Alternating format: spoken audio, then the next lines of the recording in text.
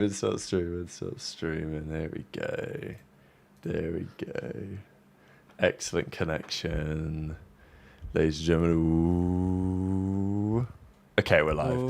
What's good, everyone? Good morning, good afternoon, good evening. Welcome to the show. McGregor will be here in a couple of minutes.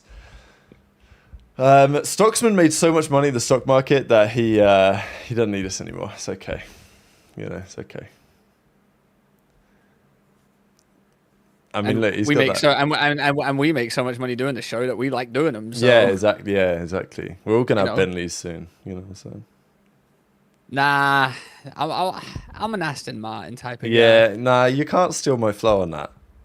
What you want? Those are fire. All right. Well, my dream car is a Mercedes AMG GT Black Series. But if you want me to go more esque of the James Bond esque like type shit, we'll go Mercedes SLS. Mm-hmm. All right, the one with the butterfly doors. Yeah. Fire car, actually. Fire car, coupe. Minus the miniguns, but yeah. Yeah, make it work. I mean, Kenny's got his, GTR? Dashy's got a GT3 RS, is it? Like, Chrome had? Yeah. The same thing, Porterhead. Yeah. It's good, everyone. Welcome to the chat. We've got a fun show for you all today. We've got a lot to talk about. Week 1 of the CDL is done. Hey, let me tell you, I've changed my mind on Overload. Wait, fire? I fuck with it. I fuck with it. Overload's good. I fuck with it. I fuck with it. I still think there's a lot of changes that can be made to make it a little bit better. But I fuck with it. I mean, look, obviously Infinity Ward are going to get rid of it in a year. So, we'll go back to Domination. Yeah, we got a year.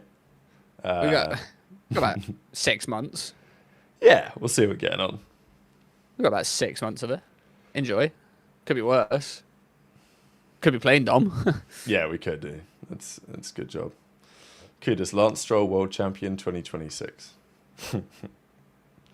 We'll see. I believe in the new project, to be fair. Now, Ian Porter, Le Mans 2026. That's what I'm watching out for. If Porter races at Le Mans, I will go. I'll go and watch. I actually will go. Well, it's in France, right? We can go. Well, yeah, it's not far. But it sounds like a good commitment to make. He's back. The Cum Guzzler's back. Let's fucking go. Guzzler train. He's probably a really cool guy too. Oh, 100%. But he just has the name Cum Guzzler. Yeah. But I gotta respect it though, I'll respect it.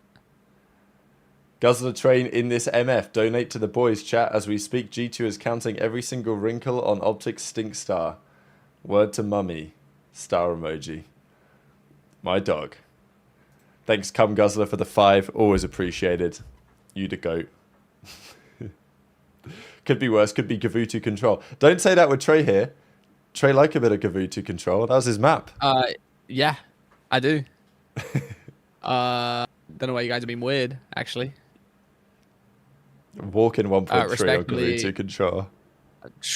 Hey, I promise you, if they had the stats for that, I promise you, I'd be the only person that has double-digit VCAPs. I don't know what happened. Just one day we started scrimming. I said, "Yo, boys, let me just go try Cat B by myself. You guys go away." So I just hid, went there, and then the rest is history. He does it all. No one could stop me. BD-GJ8NG with the 5 Great British Pound Sterling. Wow. 400 deliveries of milk to go. Get me through this shit, boys. Here's the first Christmas tip I got. Damn, my guy. Get that milk delivery in, baby. I actually need to level up my milk game, on God. I can't lie. My milk... Not my milk game. Like, the milk game that I am a part of right now is on the up. I see. Okay, understood. I get it delivered every Monday. See, I need to lock in with that. Glass bottles. Really? Fuck. Yeah. That's so good. That's so fire. I get a carton of almond milk too. Oh, that's actually got me gassed. I might have to start doing that. And he delivers it at like 3 a.m. So it just gets the night cold as well. Like if you're asleep, it just stays like, especially now, like you go outside, it's frosty. Mate, that's so good. Like the milk float. That's what they were called. Milk floats are back. Yeah, just they don't be moving like that anymore. Bro, they just ain't the same no more, bro. People used to go. People used to go and throw newspapers at your door and shit, man. Yeah. Listen, so I'm woke. I'm an old soul in the wrong body because listen, if you gave me a newspaper, I'd go, I'd go sit on the toilet with that bad boy and go watch it, Yeah. go read it. On God. But guess what I do now? I scroll TikToks. Slam the milk, scroll the TikToks. Wait, Come can I on, ask you guys a personal question? hit me? What's your opinion on the old sit down pee? I got In your own home, though. In your own home. Like, I'm not talking publicly. I'm talking like in your own home because, listen, can I be brutally honest with you? I'm an avid sit-down peer. I wouldn't say I'm avid. Like I'd say probably. I reckon like 80% of the time at home I'm standing up. Yeah, I mean, it just depends on if you gotta use the bathroom, bro. Like, if I gotta shit, then I'll just do both at the same But yeah, time. you ain't gonna stand up taking a shit. But if Yeah, I- I'm just. Yeah, I'm but if I talking just got so- to pee real quick, I just stand up the whole time. I just drive by real quick. Woo. Right, the guys with the names in here that are donating money are out of control. We got Tony Tony Thickthighs. Tony Thickthighs with the $5. Yeah, that's right. That's right. Thanks, Tony Thickthighs, for the 5. The big 5. Take my money, gentlemen. Listen.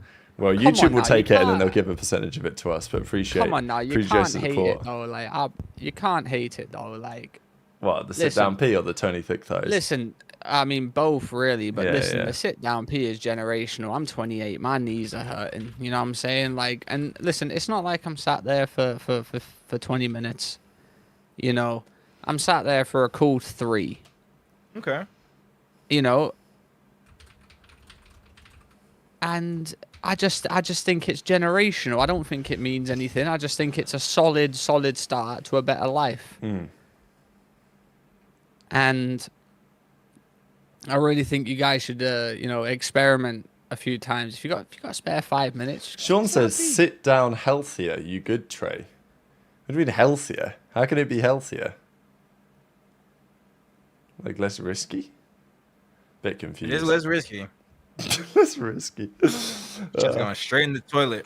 All right, the Well, the Dime only- Minister, go on. Then I'll shout out Dime Minister with the 5. The only issue is if you wake up as a man. Sure.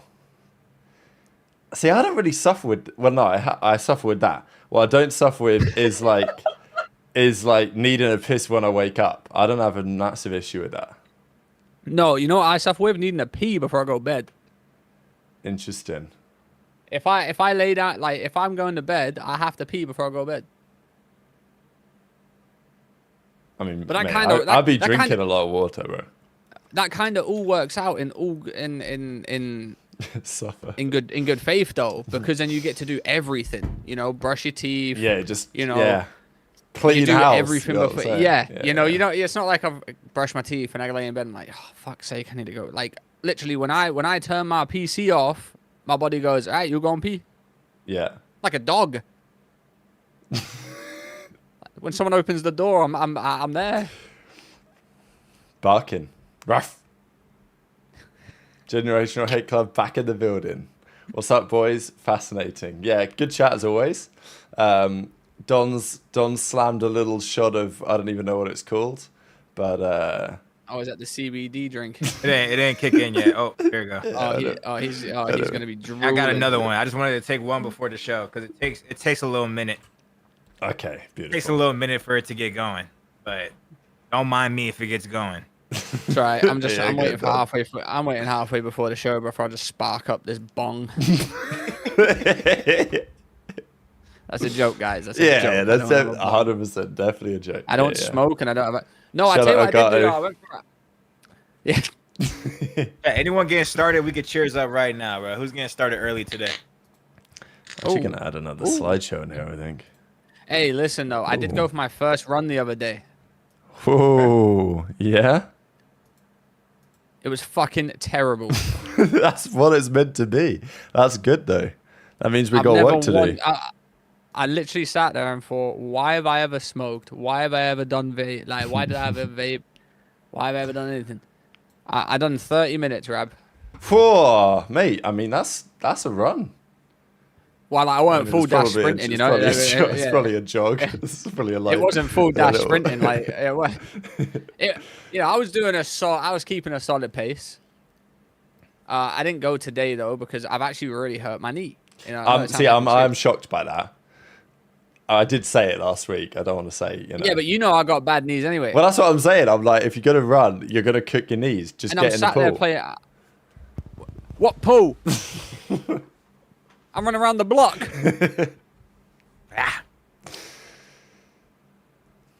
I mean, all right. I'm hoping your knee gets better, Trey.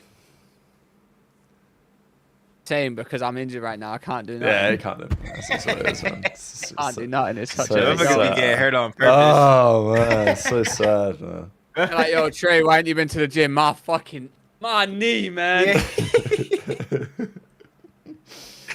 My knee. Oh, man. I can't swim stream because if I jump in the pool, my hair will turn green.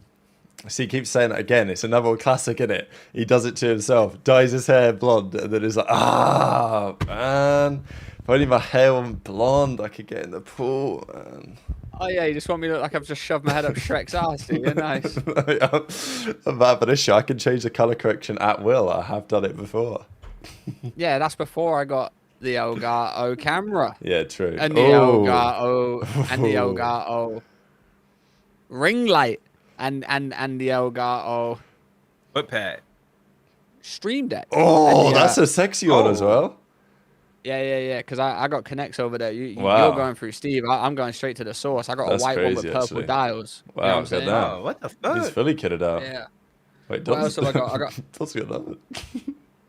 I got the Stream Deck. I got the Stream Deck. I got the Wave XLR. Like, my wire setup. My wire setup not clean like Trey's. Oh, Trey's too clean. Hey, listen. You know. Yeah, cold.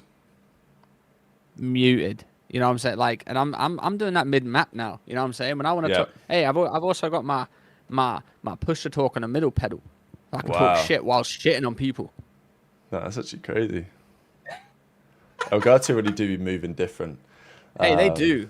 Yeah, they do. Yeah, shout out Elgato, man. We'll do it. We haven't even started the show, so I've just done that for the love of the game. I've just done that for the love of the game. I respect it.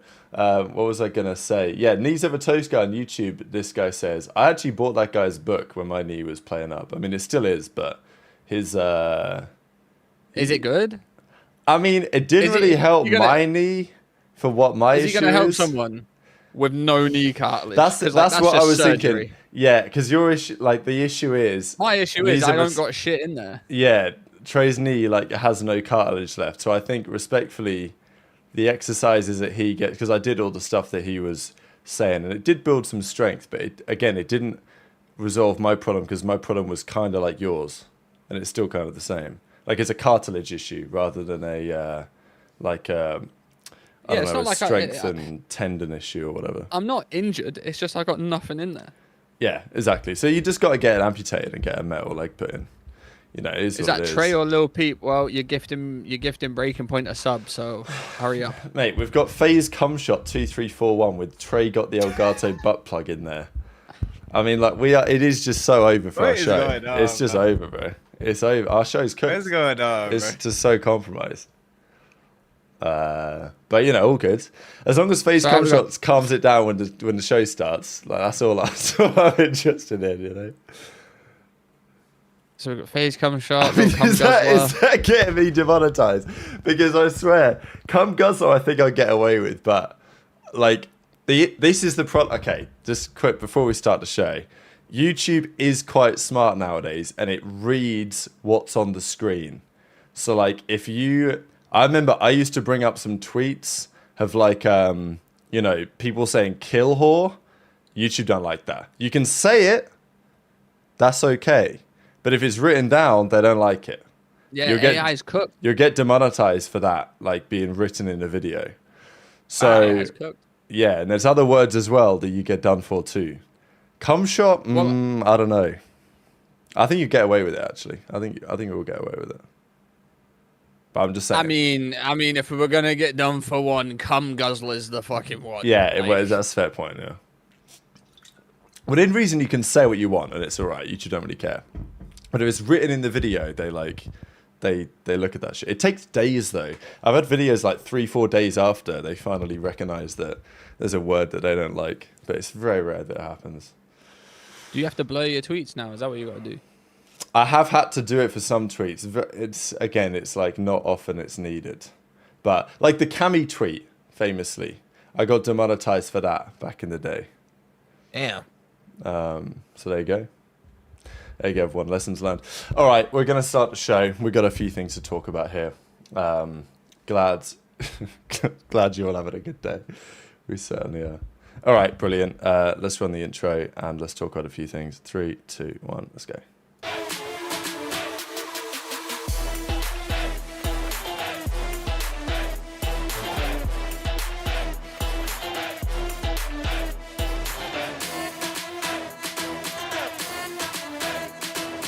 Alright guys, and welcome to Dope Check, episode number 79. We are back, the CDL is officially back, and here we go, ladies and gentlemen. The opening matches of the season are done. 9 matches have happened and have been underway. Optic take their opening 2. Falcons lose both of their opening 2. Big talking points there. Interesting battles between the top teams, the weaker teams as well. Loads of storylines. The Snipers in action this weekend. Some big drama and challenges. What does this say about the rest of the season? Lots to talk about, gentlemen.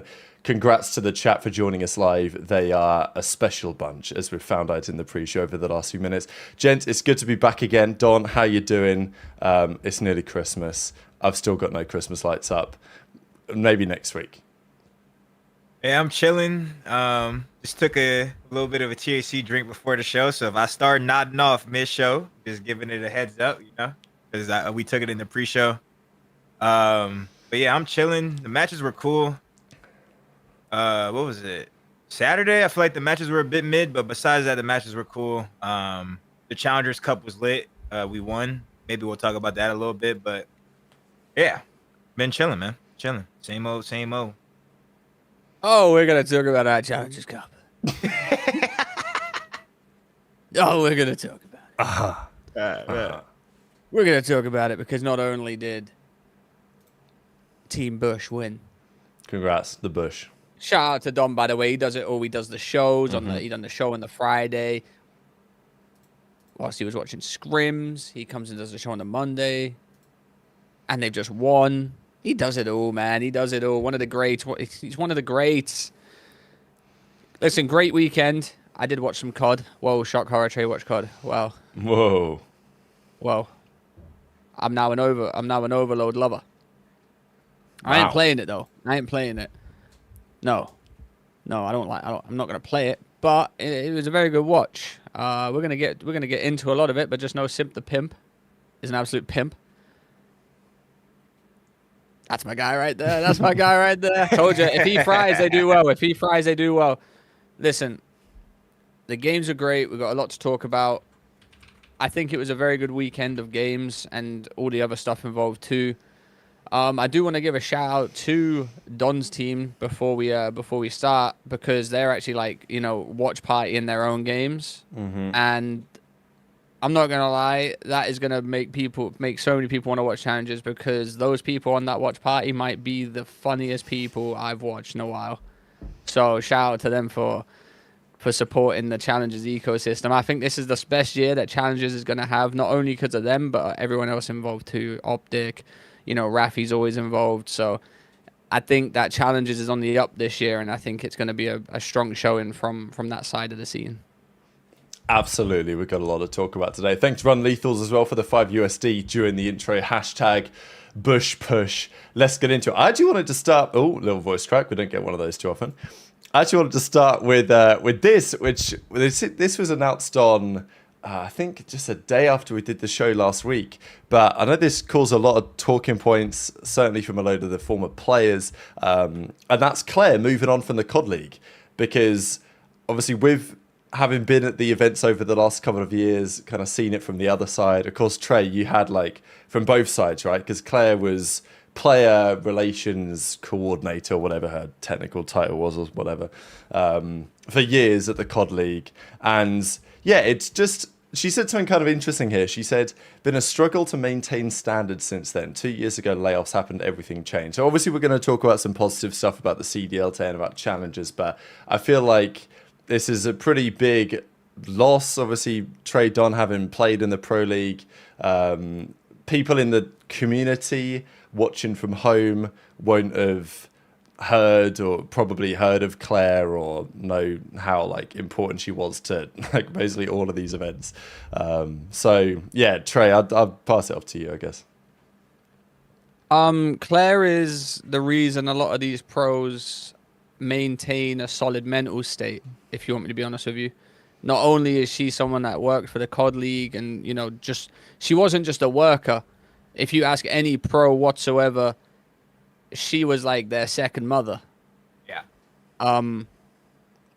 And she done her job, you know. There was times where, you know, I'd be sneaking backstage when I was working for Breaking Point, and she'd get angry at me. We've been there. We've been there. Yeah. You know, and there's times where, you know, she got reported. But I've only been on one because side of that, right? So like, she got reported one time because of me, because I was still mincing around, still doing my thing down there, you know, trying to hide away. But listen, you know, layoffs happen and it sucks because it's always the good people that get kicked off. And she's been around since I first started playing. Like I'm telling you, like anytime I saw Claire, even if I don't speak to her every day, but she would offer me to go around her house if I needed anything. You know, if I needed a place to stay, she would always help me out. At events, you know, you see Claire, it's like you've come back from a holiday and you've seen your mum again, you know, like you haven't seen her in a while. So, you know, shout out to Claire. I hope she's gonna find something crazy because she's great at what she does. But it's sad because, you know, it's always the good people that are going away from this scene or being pushed away from the scene that made it what it is today. And we're getting put with AI generated NPC robots that just love looking at the book, and it's like they have no human emotions. So it's what kind of sucks is that we're straying away from that. And that's what makes Call of Duty our esport, the behind the scenes people. And I'm gonna talk about Adam Apicella from back in the day. Like, he's back now. That's like having a COD dad, because anything you needed, he was helping you out with. You know, our Columbus League matches and stuff like that, they fed us, they gave us a place to stay. You know, and people don't understand, like, that's crazy. That's crazy because like a league match back then, we'd be pulling like 3-4K. So they weren't even making that much money, or any money at all. They were probably losing a lot. So, you know, it's nice to get people back in, but like I said, even referees and stuff like that, like we're good. It's nice to have those human people because they were their love of the game to start with, like just like Crimsix, Clay, all the old pros that came up and, you know, started turning it into what it is today. It was just love of the game. They just love playing the game. It's the same for the people that make the scene what it is today. It was love of the game to start off with, and they start making some money from it, and we're losing them day in, day out.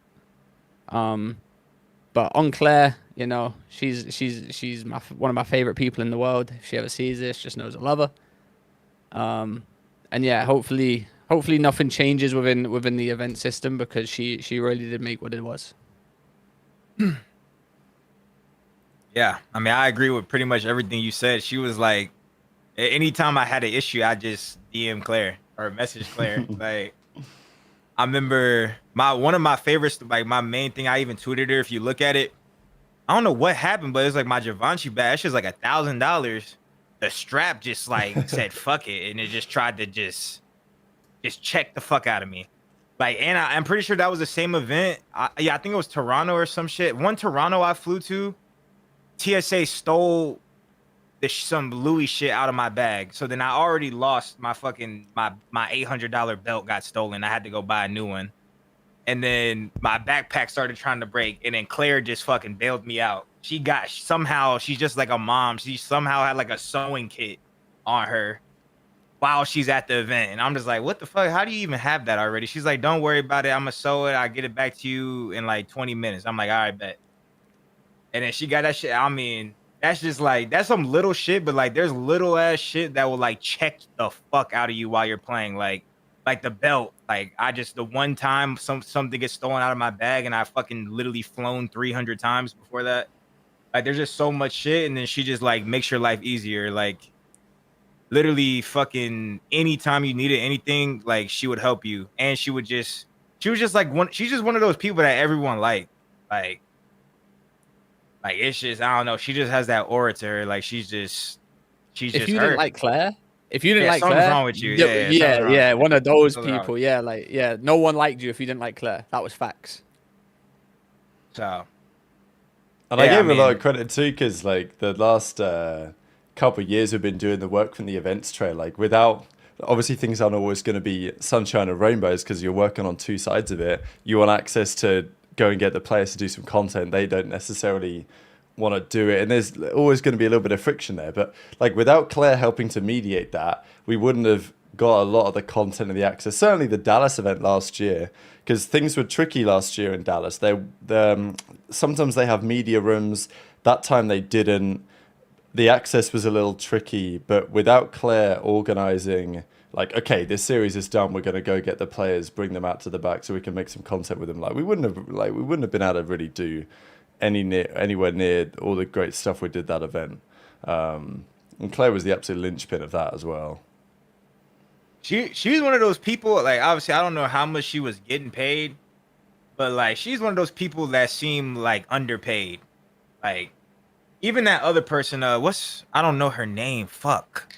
Who's the lady on Optic that be doing this a whole Paige? bunch? Yeah, her. I feel like she gives me like the same vibes, even though I don't know her. Everyone always says great things about Paige. Like, so it's like some of those people are just like so likable and like so good at what they do. It's almost like they're underpaid in a way. So hopefully Claire just finds like a blessing from this and like gets something that's even more rewarding, because especially just like she is literally like a fucking school principal. Like, Yeah. like she was Can't imagine what it was like literally for her. I'd love to hear Bro. like her write a book or something or like, talk about some of the that stories. I thought of Claire. with The the analogy I thought players. of, because I seen this show, fucking some shit on Beauty in the Black. It's some Tyler Perry shit or on Netflix. But basically, the first season starts off and they're in a strip club. In the strip club, the strippers all have like a mother, like a strip mother. Like that's their that's our Claire. Like she's our fucking. She is literally like our mom. So literally, whenever you have a problem, you go to Claire. And she always helps you. She's always helped you with a smile on your like on her face. She always at least gives you some sort of comfort. Like even if like it's something like she knows she can't help you with, she at least like calms you down. Like she was just a great person. So hopefully it works out for her. I'm gonna be real though. You're dealing with 48 COD players, It must be 48 fucking divas. That are teed. Half of them, at least half. Hey, 48 teed, caffeinated divas. And I'm not even roasting 48 people. I was one of those motherfuckers. Yeah. I'm not roasting any in particular. We all were the same people. Claire needed at least $1 million a year. Oh yeah. She was probably going through it, bro. She needed $1 million a year to deal with those 48 divas, because fuck me. She must have felt like a school teacher in a grade 2 class. Yeah. Because the pros are never happy, are they? You know, win an event. Nah. Oh, fuck, oh shit, shit was ass. Yeah, just 150. Oh, fucking shit's that. Come on. Shout out Claire, man. What a Yeah, super shout woman. out Claire. Superwoman. I don't think the events aren't going to feel the same without Claire there for sure. Nope. Hopefully she goes on to do great things in the future. Also, big shout out to Elgato for supporting the content here at Dope Check. They're joining us for the new season. It's obviously Christmas right around the corner, as you can tell from the Trey cam or the Don cam. Maybe my cam next show, but we'll see. Rab don't celebrate Christmas. I do, but I've been busy, bro. And next week I'm in Poland and they will be celebrating Christmas there for sure. So I might buy myself a little Christmas tree in my hotel room. We'll see. Give me your apartment keys. You'll I'll deck sort it you out out. while I'm away. Okay, I'll boss. deck you out while you're away. I'll head to QD, Dunelm, Oh, Tesco's, B&M. I'll go anywhere. Let's get Dunelm, that room sorted out. Tesco. Dunelm, B&M. Yeah. We're going from 300 volts to AA batteries. Damn right. But yeah, so Elgato supported the show. Do you want to show off any more gear, Trey, like that you got on the camera? But anyway, because Christmas is just around the corner, if you guys want to get involved, check out all the offerings on Elgato. They make the best stuff in the game. We've been using all their equipment here on the channel for years. The cameras taken around the world. We've got the Stream Decks, we've got the microphones, we've got the XLRs, all the lighting in this room. And that's not even one of those ads where we lie. No, it's That's actually genuine. It's not like one of those ones. Just yeah. like, yo, what controller do you use? I use the Razer GP3 Pro. Yeah. Hey, you ain't lying to no one. You know when they say, "Well, what controller you use? Show the controller." He's like, "Nah, shit, woo." That's the new Razer thing. He's got one on the side. Yo, that's the Razer thing. Nah, we actually use all these products because they're fucking great. So we appreciate Elgato. Yeah, if you want to get a bit of a discount code, there is a link in the top line of the description as well. So yeah, thanks for. Also, I'm going to Poland for those interested. There's a swimming competition in a city called Lublin, Poland, starting on. It actually starts Wednesday, but the first race I'm swimming in is Thursday. There's about 6 or 7 of us going from our club. You leaving tomorrow? I leave Wednesday, and because I don't swim Wednesday, so I thought I'd turn up that day. And then I'm going to spend a couple of days in Warsaw, and then I'm going to be back just in time for Christmas, baby. Okay, let's continue. Let's talk about challenges. We got to do it. So in the midweek, we saw the Huntsmen confirm their rosters. They're back. The Huntsmen are back. Optic are back in challenges. It's a great year for challenges. We've got Optic in challenges. We've got 2 Stallions teams. We've got Rafi still doing his thing. We've got the Bush Gaming boys. Notable other organizations as well. Doug's back in business. And this is the Optic teams. They got Renegade, Neum, Kips, and Raspy. People are saying Kips is an industry plant, whatever they want to say. But the point is, Optic are back. It's actually pretty fire to see Huntsman as a brand returning as well. Be cool if the other teams also, look, don't want to get ahead of myself here, but theoretically, some of these older brands that we still have access to, like what if Heretics wanted to do a Challengers team? They call them the Mutineers. It doesn't really work, I guess, because it's not part of the same thing anymore. But you know what I'm saying? Like I get what you're saying. They could bring back some of these old brands. Could come back as like the Challengers teams. That'd be pretty cool. But yeah, Challengers in a good spot trade. You think compared to previous years? Yeah, it's in a great spot. I think Rafi was fighting the world by himself for a few times, along with some other people. I'm not trying to notably like push them away. I just think Rafi was notably the one that was doing the most. Shout out to Team War and stuff like that too. They did do a lot as well. I can't like name everyone off the top of my head. I'm just giving the notable ones. P7 and stuff like that from Europe, sending the Euro boys out, especially anyone that helps the Europeans out too. Because that like that's an expensive flight, and I guarantee like you're not making any money. Let's be real. Flights, hotels, it's all expensive. You're probably not making any money off of it. Love of the game, hoping that they can sell their players. It's an investment. Yeah. But now we've got, like you said, Huntsmen are in here. The Bush boys are in here. Hell yeah. You know, and it's not like, you know, Rafi and that built their orgs from the ground up, and they got the fans they got today are there. Huntsman, they've already got like the big players. They got Renegade and stuff like that. You know what I'm saying? And then they've already got the Huntsman brand, which is already supported by Optic, especially with Bush Gaming. You know, Jerry, and they, you know, they're gonna have supporters too. So it's nice to see that they've came in. And it's nice to show. It's nice to see the passion that, like, you know, I was watching the Team Bush watch party, and it's nice to see the passion that they actually have. It's not just watching it laid back. Like, they're all leaned forward. Yeah. They've all bought into this, and they've not given up on the team. They're not giving up on anything. That it feels to me like they're trying to make challenges what it should be, where it should be taken way more seriously, because it is the step. You remember when the COD League first brought out the logo? It was the triple blocks, the fans, challengers, pros. Mm-hmm. It now feels like the challengers has the block back. and it's fire to see. So what I do want to say is shout out to people that have been supporting challenges, i.e. like Team War and or the owners, Rafi, and everyone like that have been supporting it for so long, with no avail of, like, you know, it didn't look like they were going to get any help.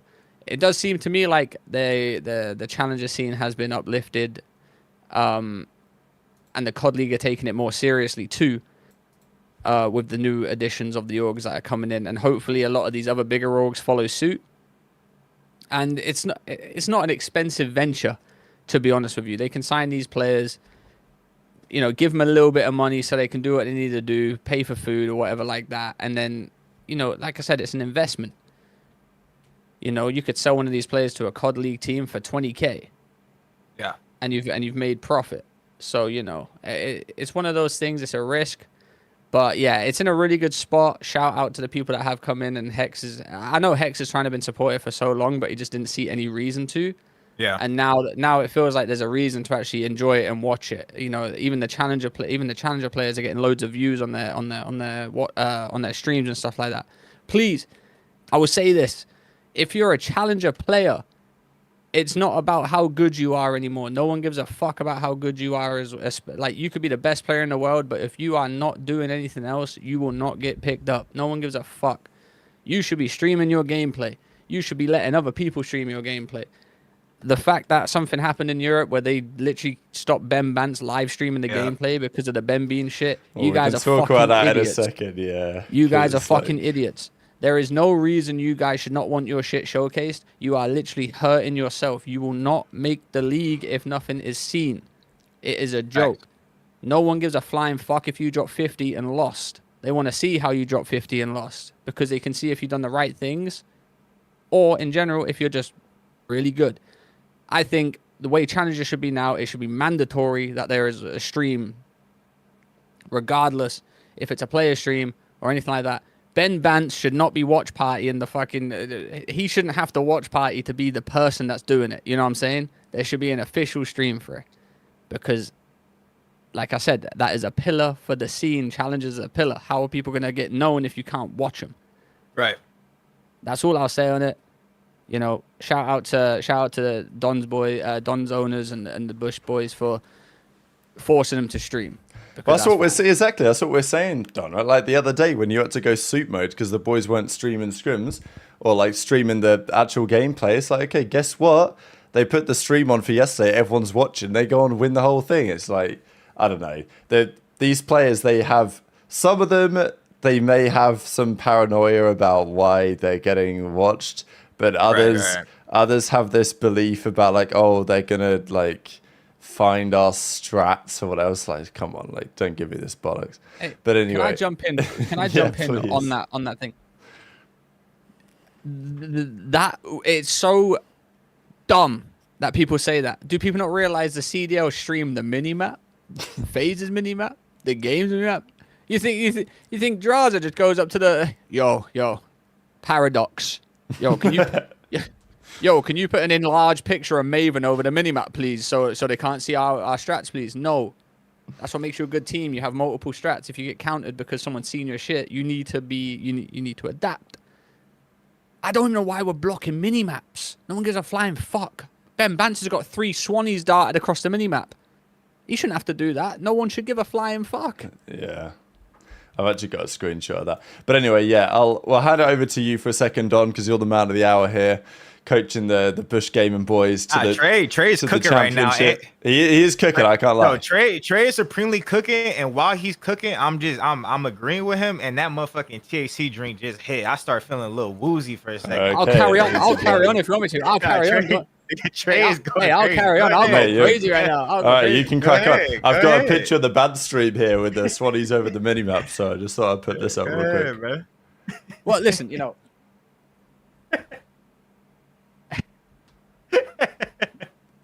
Because listen, I'm very quiet on socials when it comes down to it, but I got a lot of opinions. But I don't want people to just I'm not a crybaby about this shit on socials. I don't use my socials that much. I tweet out my stream. I'll reply to a fan that says hi. Other than that, I'm pretty quiet. But listen, this shit's getting out of hand. It's getting out of hand. like for stars, the streaming thing, you guys are professional. Like you guys want to be professional players. We've already said once your career is over as a pro, what are you gonna do? So you're telling me you're gonna wait till you're a professional player to stream, and then you think you're gonna have you think you have a streaming career after you've been. No, that's not how it works. You should be streaming now. You should be streaming your scrims. You should be streaming this. No one gives a flying fuck. If you can't beat a team and then blame that someone's watched your VOD, that's on you. I ain't gonna lie to you. Yeah. Because guess what? Everyone watches VODs in the CDO. So if you're gonna sit there and say, "Oh, F. Dot watched our VODs, that's why he gunned me," no, he's just better than you.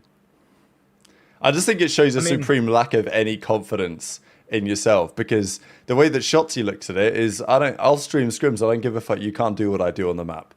So, and if I'm a Challengers player with any confidence I'm actually going to make it in the league, then you've got to have to at least some degree of similar opinion. But go on, Don. I'm lagging now, bro. No, I was finna say something to you. Bro, I should Wait, what did you say right before that? What did you say right before that, though? It's cooked. I know I was gonna say. My bad. I'm just 30 seconds in the past right now. Yeah, you're good. Especially early game. Like, the one thing I do want to say about, like, especially in Challengers too, which makes no sense. Like, it's early game.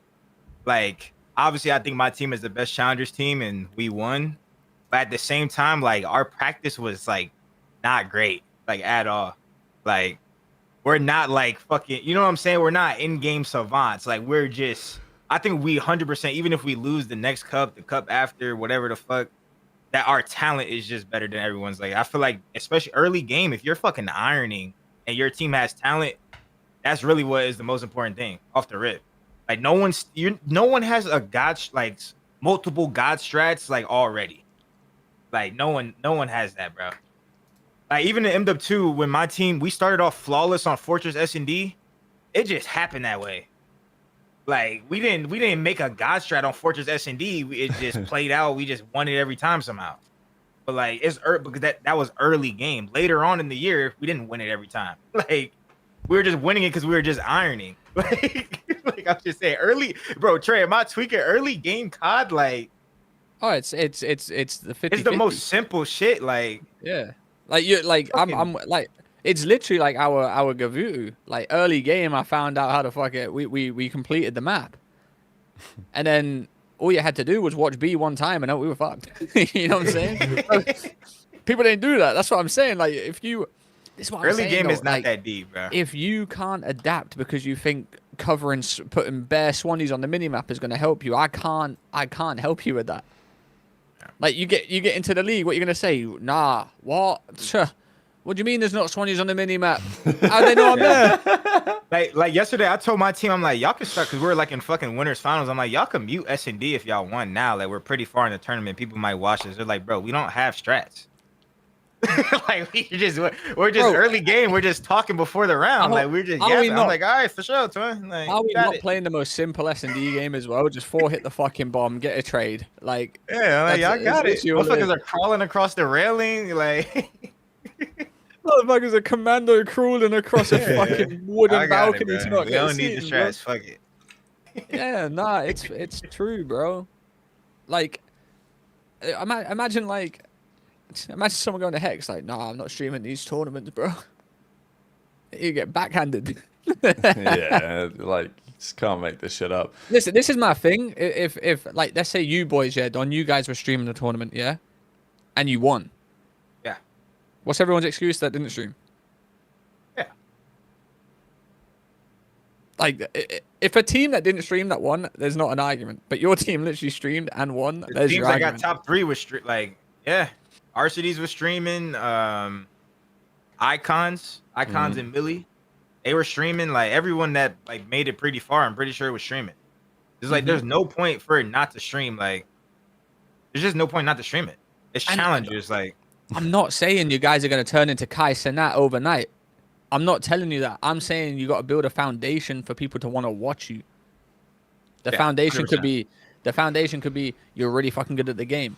The second foundation, because you have a funny personality. You might be the fucking full package. You might be funny, godlike, and fucking good looking. Fuck Oh, yeah. guess what?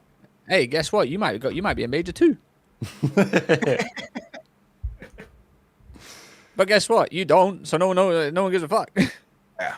Yeah, nobody knows. I mean, Trey, can you give a little bit of color to all this drama about like Benjamin Bance and Beans and Josh in the team speak, and Linz thinks that they're gonna tell Beans to tell his team that he's friends with what they're doing on the map or some shit. Like, okay. I don't know if this is just old school classic EU drama or whether the Frenchies are a bit salty that Bance was exposing them for snaking, or whether Linz has just like lost his head a little I mean, bit. listen, for starters, yeah, the fact you're accusing one of Europe's finest, a fucking national treasure to the European scene that has done so much for it and is continuing trying to do so much for it. You're accusing him of giving strats to a team that he doesn't even get paid to support. He's friends with them, yeah, sure, but guess what? He's not getting any money from it. He's trying to help the fucking scene grow. This is a national EU treasure. Like, what the fuck are you doing arguing with Benjamin Bance? Not a bad bone in his body. And you want to try and say that you want to try and say you got Ben Beans in it and Ben Beans are giving strats to other team. Get the fuck out of here, bro. Do you not understand how much that would affect Ben Beans? Ben Beans would get kicked out the league. Benjamin Bance would lose all credibility. Like, are you guys fucking dumb? No, don't answer that. Yeah, you are fucking dumb. Ain't no one giving no strats away. They're just trying to fucking show off COD. And guess what? Ben Beans in the cool with him. Because guess what? Ben Beans came from challenges and wants to watch challenges because he was there. Yeah. You guys complain about, you know, EU not getting any eyes or whatever like that, no support, whatever like that. Ben Bance had 500 viewers. Guess what? You kicked him out the lobby because you guys are fucking idiots. Yeah, it's so frustrating. Like, I also just find the lack of, as you say, kind of goodwill frustrating. Like, okay, if Ben Bance is streaming and then there's some very good reason to believe that something like that happened, even though it would never happen, as you suggested, then okay, like, we can have a conversation about it. But to do so before the fact and to have no attempt to have any goodwill in the other party when all they want is the best for this scene is, you know, you're just cutting off your nose to spite your face or whatever they say, right? Isn't it the equivalent of someone streaming, I don't know, let's say a retired player, Enable streaming the fucking challenges and fucking Kremp joining a Go Watch party? Is that not the fucking equivalent? Yeah, but Crump's boys Yeah, with it the sounds like guys the same, they're yeah. playing against, so he could That's what be I'm DMing saying, them like- what they've done in search. Like, fuck off, man. And they won the map anyway, I'm pretty sure. So, like, Whatever. I don't care if they won or lost at this point because, like, you know, not going to be streamed. And listen, not bothered. if it was like a thing of like before, like, hey, yeah, you can watch it, just don't bring anyone else in. You know, don't let anyone else watch. We just want you watching it yourself. Yeah, cool. If they said to him, hey, Ben, can you not watch it with Beans? We don't trust him. All right, cool. I think they just kicked him out the lobby and then just started an argument. Yeah, they just love arguing, man. And I know that Vortex was also having. I mean, I don't really know what the full context behind this. But Vortex was.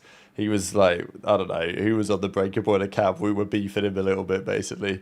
Vortex says, "Stop acting all big and mighty and all this." And like, I get, like, from Vortex's perspective, I see it from the player's side, but also when with Easy Mac and the rest of the guys at Breaking Point, we're trying to, you know, Easy Mac's coming in the chat, being like, "All right, I want to cover this tourney in Europe. Can we get any people to help? You know, get in the lobbies, get the stats noted down, get in the codcaster so we can actually cover it on the site, support the scene." Because we've got the coverage of the NA Cup. The NA Cup's all on the site. We're going to look at some of the stats for the grand finals. But none of that for the European Cup because the boys just kept getting kicked out of the lobby. And Vortex is saying, well, look, I wasn't aware that this random guy was going to join my lobby and do the codcast and whatever. And like, okay, sure, I get it from that perspective, but even then, I think there probably was some level of communication here. I don't listen, know. you know, Everyone's crying, man. Everyone's crying. I think everyone needs to be better. That's my only thing here. I think everyone needs to be better, and I think there needs to be. It's like when you get in a relationship, you set boundaries. You know what I'm saying? Let's do that. You know, if you guys want eyes on you, all right, let's stream it. You know, even I might come in and stream it. Are you guys gonna say no to me? I hope so. But you know, I was planning on joining up with Ben. You know, seeing if he wanted to do a little duo one, you know, whatever like that. I just think I do think if the players want it to be a certain way, people have to respect it because like it's not contractably, you know, it's not obliged to do. You know what I'm saying? They don't have to have people watching their game for sure, but they should want someone watching their game and streaming it and showcasing it. Fuck all the minimap shit, but I do believe there needs to be some sort of, you know, communication where one person does this with a few other people. They can watch the games and, you know, showcase whatever they need to showcase. And if someone don't like it, you know, like if one team doesn't want to be streamed, guess what? You ain't getting scrims, twin. let's try and get this shit popping because this is the best year for it and the best viewership for it, and everyone should be all about being watched this year. I don't know. I just got a good feeling about this year, and you know, this has happened in the first cup. As always. So I think for the next cup, everyone should come together in Europe, especially, and just come up with a way where this don't happen and everyone's happy. All right, Dom, over to the NA Cup. I got the bracket up right here. Telluride, Bush Gaming. The boys make the run. 3-2 Omit Brooklyn, 3-1 Fun Esports, 3-2 Falcons Academy, and then 4-1 Cabal Gaming in the grand finals. I mean, look, you guys were getting well supported. There was a bit of drama from Jersey Jerry. He hit the timeline. He was calling out Daniel Say and challenges Intel because he thought he was the commissioner or some shit over the delay that happens when players decide to play multiple tournaments. But look, what was great about this is that Daniel Say, who I don't know when the last time is he did a tweet, probably not like. I mean, let's have a quick look. Daniel Say tweet check. Okay, he's done. All right, here we go. October 29th when they announced the changes. December 5th when the league starts. December 5th. But yeah, he got brought into this, right? He doesn't talk much on socials, but he got brought into this and he gave a response, and they got it resolved. So I think it just shows we're moving different this year, Don. Bro, it's crazy like how many fans they actually have, bro. Like, I know this is off topic, but you could pull up Eric Boone's tweet. Like, there was probably so many people being toxic in his mentions that he was like, why y'all saying fuck me for? I'm not booed for loot offline. Like, so I feel like that's why Daniel responded right away. He probably was like, damn, what the fuck? My phone is going crazy. What just happened? He had the stoolies on him, like, damn, baby. Hey, Jesse, hey, Jerry's got hex type motion. Bro, he's got motion right now. Jerry's taking over the cutscene. Bro, Hey, he had my mentions going crazy. I was like, did I play? Like, am I in the pro league? Did I just get 3-0'd? Did I just get 3-0'd by fucking Seattle Surge? Like, people in my mentions like I just dropped a 0.3. Fire the fucking coach. How the fuck you guys never play over? I'm like, damn, baby. Bro, you guys, yo, you've got Optic and challengers, and you guys are the Optic of challengers. It's crazy. Yeah, that's crazy. That's insane. Bro, Jerry's got motion. Like, he actually, yo, I feel like Jerry could get some shit changed in this bitch. Like, yeah. I'm like, what the fuck? Hold on. Bro, if someone else made a video about that, they'd all get laughed at. Jerry's getting 4K likes. Yep. I mean, because he's complaining about stuff that's like, bro, challengers. Like, come on. Like, last year. Oh, yeah, by the way, this is not my first cup I won, just because someone said that on Twitter. This is my third one. I've coached 4 Challengers Set the record Cups. straight, baby. Set the record straight. This is my third one. I've coached 4 Challengers Cups. I've made finals in every single one of them. Just to, shoot myself some gas. Let him know. Drag the sack across the forehead. Let him know. Come on. Come my on. third one. Mm-hmm. What was I saying? I know, Jersey Jerry and the boys. Oh, no. Okay, you're good. We'll come back in a second. No. Shout out Viper for the $2. He says, what's the upside to hiding struts in respawn? I mean, people talk about breakoffs, right? They're like, I don't want to know where we're going on the breakoff and all that bullshit. Hill. Like, yeah, it ain't rocket science, this game. It ain't rocket science. Anyway, so Bush Gaming take the championship. They take it to the grand finals.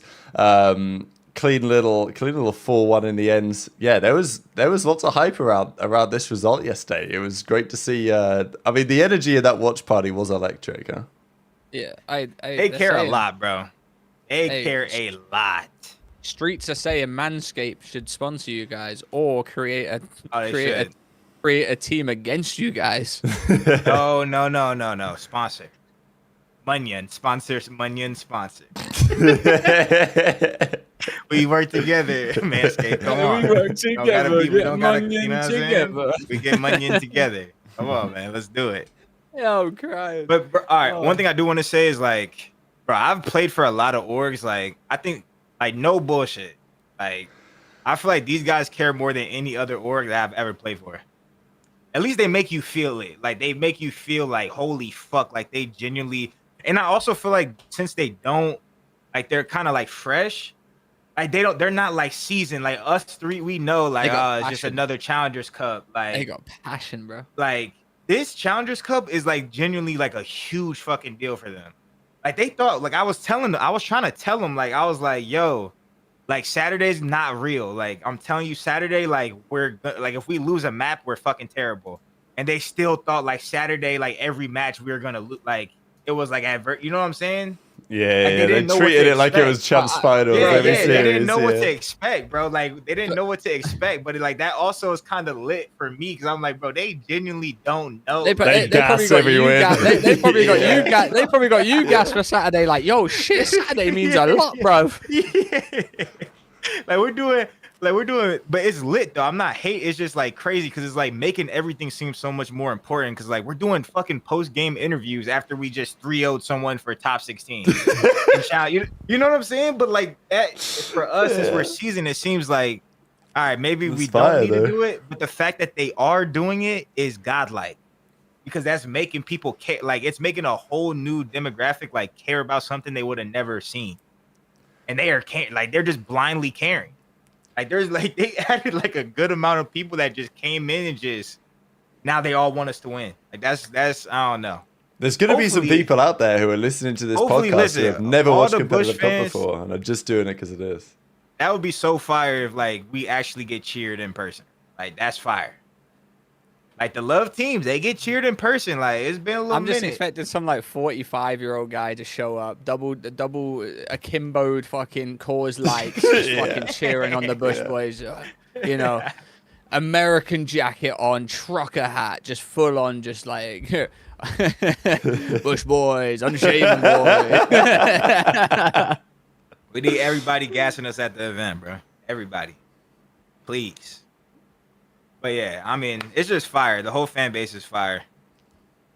But yeah, I was trying to tell them, like, bro, like even like next Saturday, because they were upset. They're like, when's it? Like they were like impatient because I see why they're impatient. They're fucking sitting on the couch for 12 hours, and I'm just like, bro, the match is gonna be up when like the other team's done torching. Like we might 3-0 like some NPCs, but like the other NPCs are battling now versus each other. So now they're game 5. Yeah. Now they're trying to like dispute versus each other. You know what I'm saying? Like Mhm. there's just all type of like random shit that happens. Like yesterday, two people in the losers semifinals were at a LAN while they were in the tournament, and they were playing against each other. So they're like, "Yo, I gotta play you at the LAN. Like, let's just wait. We'll just play our LAN. You know what I'm saying?" Yeah, And that that was held why up the it was. Yeah, that's why there was some bullshit going on. Shout out Jace with the 5. I had no clue what to expect working with them. It's been unreal. They care so much, and they can really change how challenges is viewed. Hashtag unshaven, baby. Shout out Jace. That's the GM. Hell Oh, yeah. really? Yep. The GM of the Bush, man. Shout out Jace. GM Yo, of the yo, Bush. for- That's yo. a strong title. Yo, for Yeah. real though, like when it's so new for them, like, bro, they're probably, bro, this is like, like you know when you were a kid and you just found something so cool and you just couldn't stop. Like, Yeah. like I remember when I played my first GB back in MW3. Oh my like, god.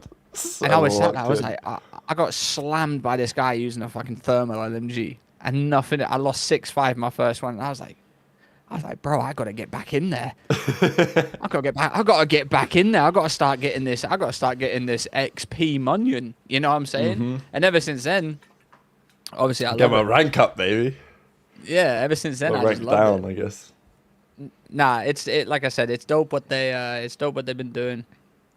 I just love the way that they've gone about it. Like it's actually so exciting for. It's more interesting to me even just than esports. It's like an entertainment product because it's kind of the same as what Zoom has done with the Stallions to a degree, but because there's more of them and because they're coming from a different backgrounds, it's kind of even more, at least in the early days, more intense in a way. But Yeah. it's the whole product of, okay, I'm going to form a team and then I'm going to make content constantly around that team. The team is going to get involved in the content. They're going to stream. We're going to interview them. We're going to make little videos about it. And we're going to watch everything that they do all the time and the matches. And it's just like, it's a virtuous circle, you know, of entertainment, really. And I think that's what's making challenges tick at the moment. Because Zoom has kind of shown that this is doable with the Stallions, right? Like he'll pay them a bit of money or whatever, but because he gets content out of it, it makes sense. Like it keeps his stream alive. There's a constant storyline about who the players are. Exactly, yeah. And it's the same thing here. It's like it all works. It's not just, oh, we're supporting a team and then they can go out there and do whatever and get us some sort of extrinsic return. It's like, no, this is a whole self-fulfilling kind of like item. But like this sets a standard for anyone else that wants to do it. Yeah. Like this, 100%. like this Others could do this too, you know. That's what's exciting about it. This even like new challenger orgs coming in, like this just sets a standard, you know. You got the top team in challengers right now. You obviously just won, so you got to call them the best. I haven't personally like watched them play day in day out because that's not my job. But obviously they're the best. And you know, someone coming out, someone fresh coming into challenges. You know, we got Jerry telling the people who hate streaming most to stream. Say, "What my boy's not streaming for? Like, what the fuck? Why we picked you guys up?" You know, this could tell other orgs to do it too. You know, it's like it sets a good precedent for how an owner should be with their players, how an owner should care for his players. Listen, everyone's been getting time torched and challenges and 2Ks since the day of age, since 2000, whenever the 2Ks first came out. Jerry's gone in there hitting out the fucking rule book with section 2.3344B. Yeah, you know what I'm saying? He's making sure he's got everything jotted down, and it's great to see. I promise you, like, one thing that would be cool is if challenges, you know, people tune into challenges more than the CDL, because then that's going to want the CDL to bump up too, you know. But I did see a lot of viewers watching challenges yesterday, like a lot of people watching challenges in comparison to previous years. I thought this year was going to be good for challenges because of all the storylines, the Halo guys, the talk about maybe Optic and just all of that. It looked like it was going to be a great year for challenges, but I think it started better than even I expected. Even Viper says, thanks for the $2. More teams, i.e. Optic and Falcons, entering challenges. Well, exactly. Like, I can see the value, right? Like, if I'm another CDL team, I'm definitely thinking about it right now. You know, admittedly, this is probably the most hype it's going to be with respect to the rest of the year, just because it's kind of how it goes. It's early days, early BO7. The Pro League's only just getting underway. Nobody knows where everyone's at. But I don't think it's necessarily going to... You know, challenges is always quite interesting right at the start because people are slotting in. But I don't think that's necessarily going to diminish this year. You know, naturally, maybe you just sort of follow the COD cycle to a degree. But look, we've got to talk about the results. We've got to talk about, obviously, the winning team, Bush Gaming. They get the victory. Other notable, you know, I guess just some comments on the victory, Don. Did you see it coming for the boys? You said that their practice was a little bit up and down, but look, they locked in when it mattered. TJ, I thought, played down well the tournament. Capsador was doing his thing. Everybody, Spark bro. made some, I mean, yeah, it's tough to gas up just one man. Bro, I mean, I did think we were gonna win, but like I thought we could lose, if that made sense. Like I go by odds, especially when like I'm not playing. I think we probably had I was like 60-40, 70-30. Just because our practice was so bad. I just feel like our practice was pretty bad. Not gonna lie. I mean, it was on stream. People were seeing it live. Like we were just dopeless. I mean, that's really just if my players and like us as a team can fucking just go hard like an extra day or two in the week, like I'm being dead ass. Like we don't gotta go hard every day. Like if we can't go hard. Like we can go hard like 2 out of 5, like 2 out of 5 practice sessions. Like I'm just being that shit. Like we are that gross, like talent wise. Like everybody on my team can be in the league. Like I mean, early game, Chris. Like you're telling, like actually, I'm not gonna gas him up too. I don't want to like start some shit and then, like I'm just gassing him too hard because I'm on the show. But like they're elite, bro. Like they are better than people in the league. They're literal pros. Like we are a pro team when we try. It's just when we scrim. Yeah, it's 4 pros. It's 4 pros. It's literally 4 pros. It's two CDL champions as well. Mm-hmm. Yeah. Spart and Tej won, whatever. Tej won multiple events. Like they're 2 fucking like these motherfuckers know how to win. They don't get nervous. Like these guys are elite. It's just the practice is very doo-doo. Very, very doo-doo. So I'm just saying that is like, to me, like if we can get our practice just more consistent, like better as a team, then they're guaranteed to go pro in my eyes. That's the thing. Talent wise, I mean, they should already be pro, but like that is like the stigma to like some of their like names. Like just being that complete professional package. That's just what we need to do, and we'll show it by doing it and then winning everything. That's what the goal should be. But they're all insane, bro. Like no, everyone had their moments. Tej won a crazy 1v1, just ironing. Round 10 in the finals, like just everyone just did their thing. Chris was just winning every one-on-one. That's one thing I will say as a coach, because Cap was telling me, like, it's so hard to watch. Like, if you go down 100, you think it's over. Like, telling certain things that he like feels as a coach. For me, it's S&D one-on-ones, bro. When we scrim S&D, I swear we lose every S&D one-on-one. So now I'm watching the tournament. Every 1v1, I am pissing myself. Like, and I've never been that nervous as a player. Like, as a player, if I'm in a 1v1, I'm thinking I'm like, we're good. Like, I'm chilling. But yeah, I'm like, I don't know. It's like I have so much anxiety watching 1v1s now with my team. That's one just random fucking thing that was happening yesterday. But just more nerve-wracking to be a coach than a player. Yeah, it's so much more nerve-wracking. Like, yeah. I'm just thinking like so negative, like the worst shit could happen. like we have to win this 1v1. We were just in a 4v2 now to 1v1. Like if we lose this shit, like the world's about to end. That's how I kept feeling. But that just means I was invested, and it was definitely fun. Trey, any other comments on the outcomes of the tournament? Obviously, Falcons Academy, they fall short in top 3 in the end. You know, a respectable run from the team. Like, you know, obviously there's been some questions on the Falcons Academy, how good they're going to be. Obviously the pro team ain't looking so hot right now, but they made a solid run. Cabal Gaming, they've been looking really good lately, so shout out those boys. Rupert Skywalker, among others. Yeah, I mean, listen, you know, top 3, valiant effort.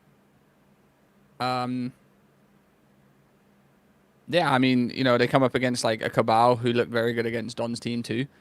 That Cabal team just reminds me of a team that's just 4 grinders with a goal. You know what I'm saying? That's literally what it is. A lot of these teams do have like old pros that are like champions on. You know what I'm saying? So when you find a team of 4 that's like not like that, you know, and they get second, it's pretty cool. And the Falcons Academy team, listen, you know, top 3 fire.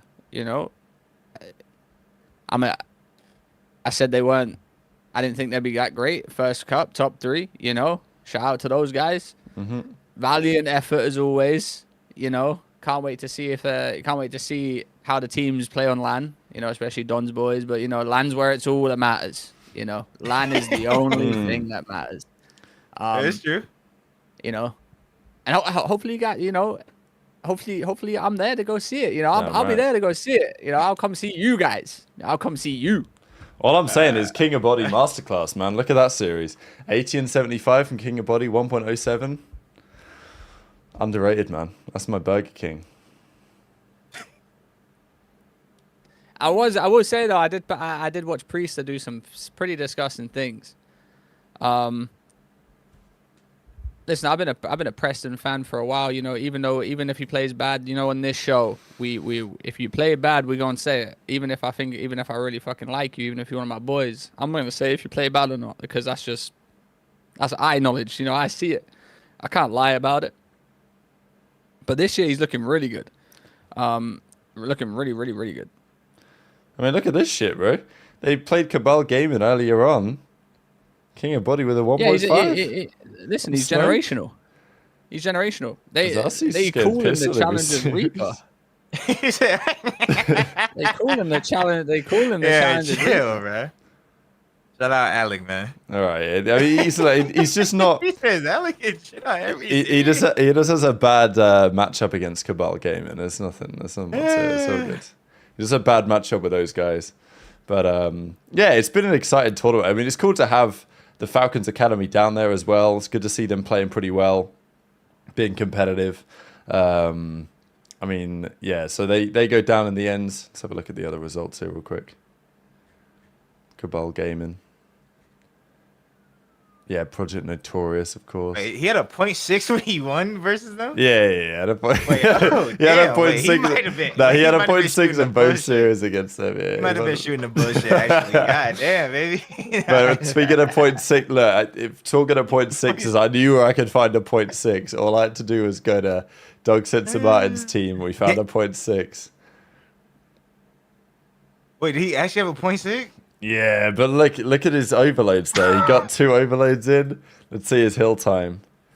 Only 60 seconds out of Doug, but they only got Oh, 99 brother. seconds overall. So you got to think, map 4. Damn, Doug map 4 only 19 seconds in the hill. He might be washed up, man. But yeah. So the next Yeah, threat Doug- they play Cabal Gaming. Doug is actually fucking bro.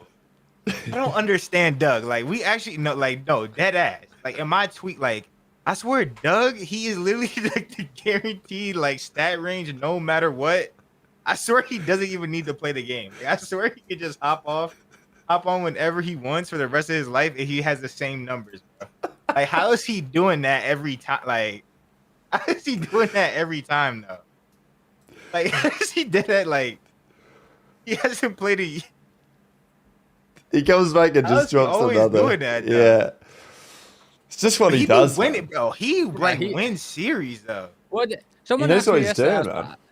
I was in a Discord call, you know, and I got some friends that like aren't pros and stuff like that. You know what I'm saying? Like, you know, the real ones. Hmm. And someone asked me about Sensor, and I'm like, listen, 7.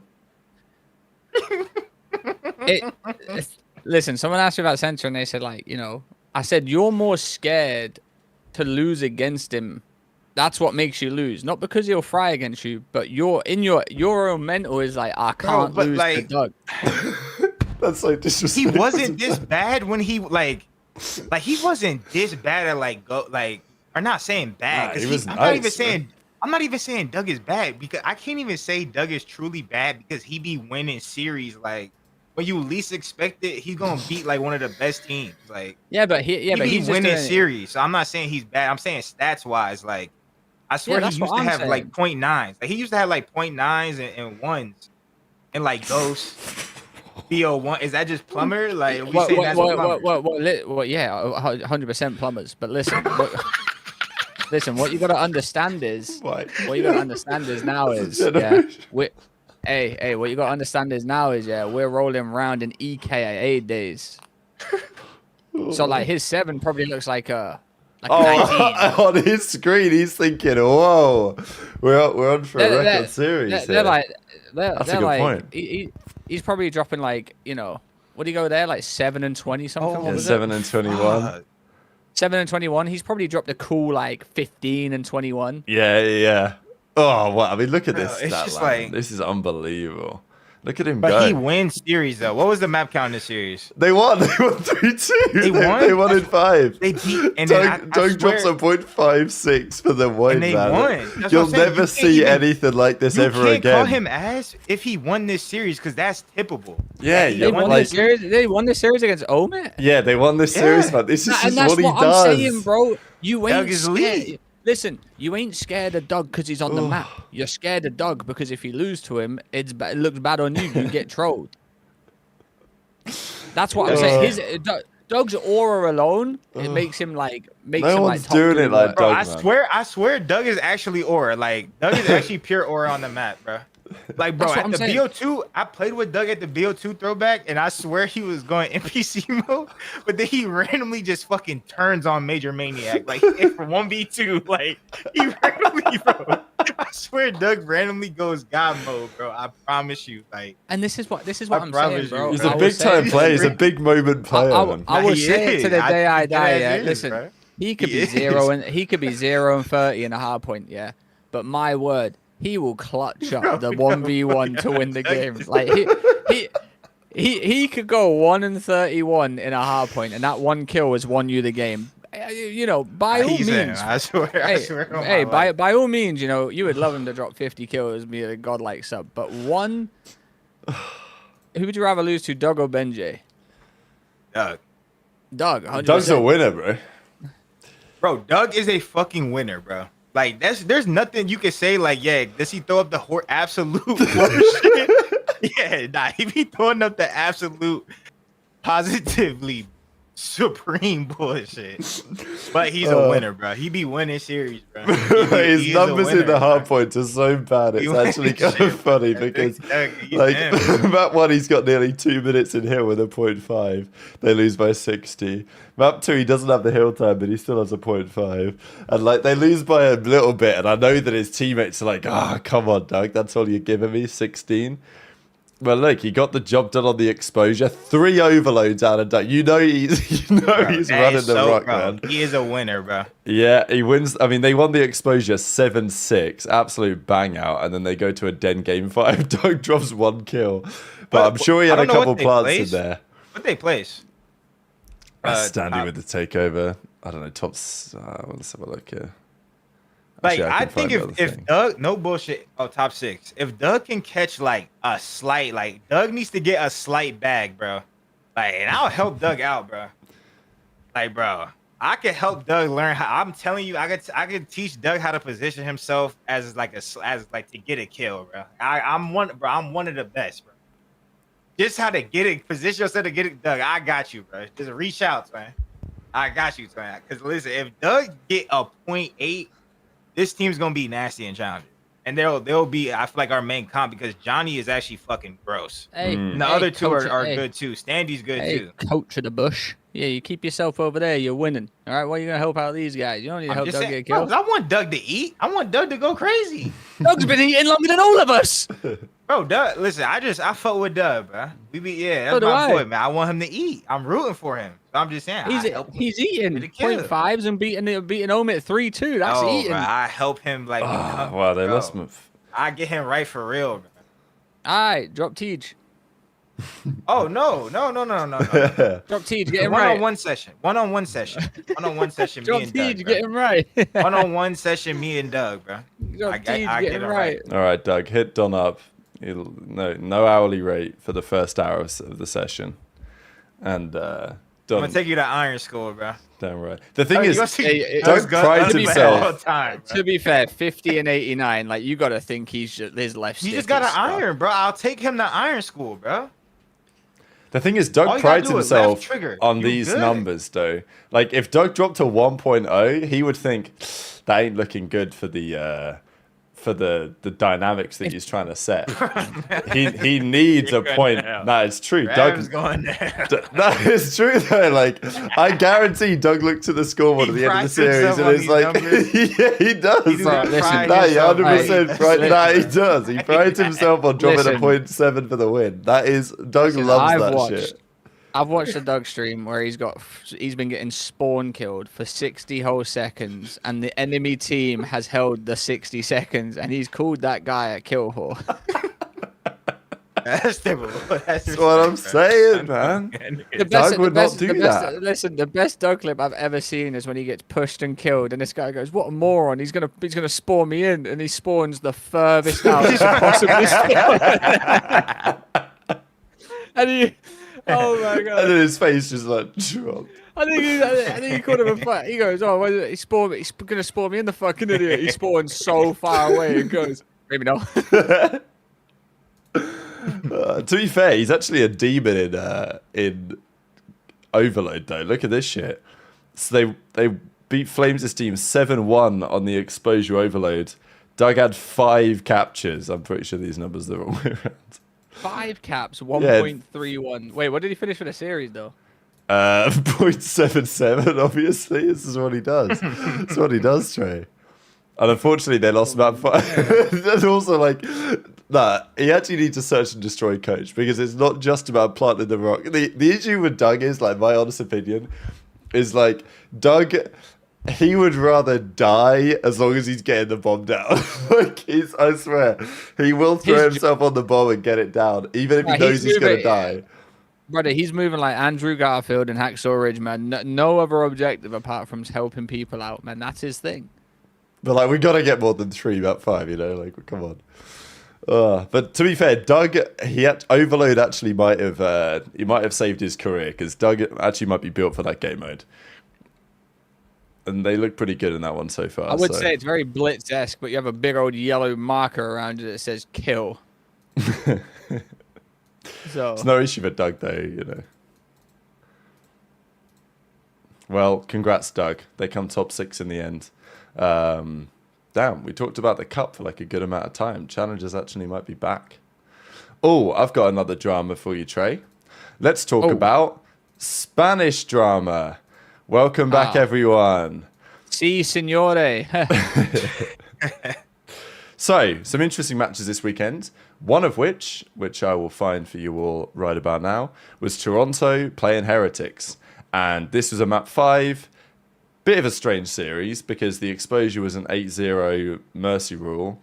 The Scar was an absolute destruction map 1 and Toronto winning 5 in the end. So it's a bit all over the place in this series. But Toronto, as expected, get the job done. Metals with a 0.8, Tricks with a 0.8. That's the issue for Miami.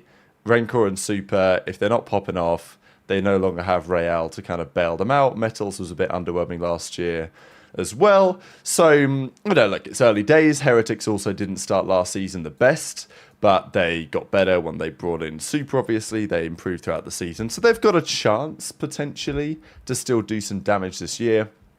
But Toronto get the job done. But the real drama about this series was, of course, what was happening off the server trade. Because the big beef, Real going to Koi and Heretics, big rivals in the Spanish scene.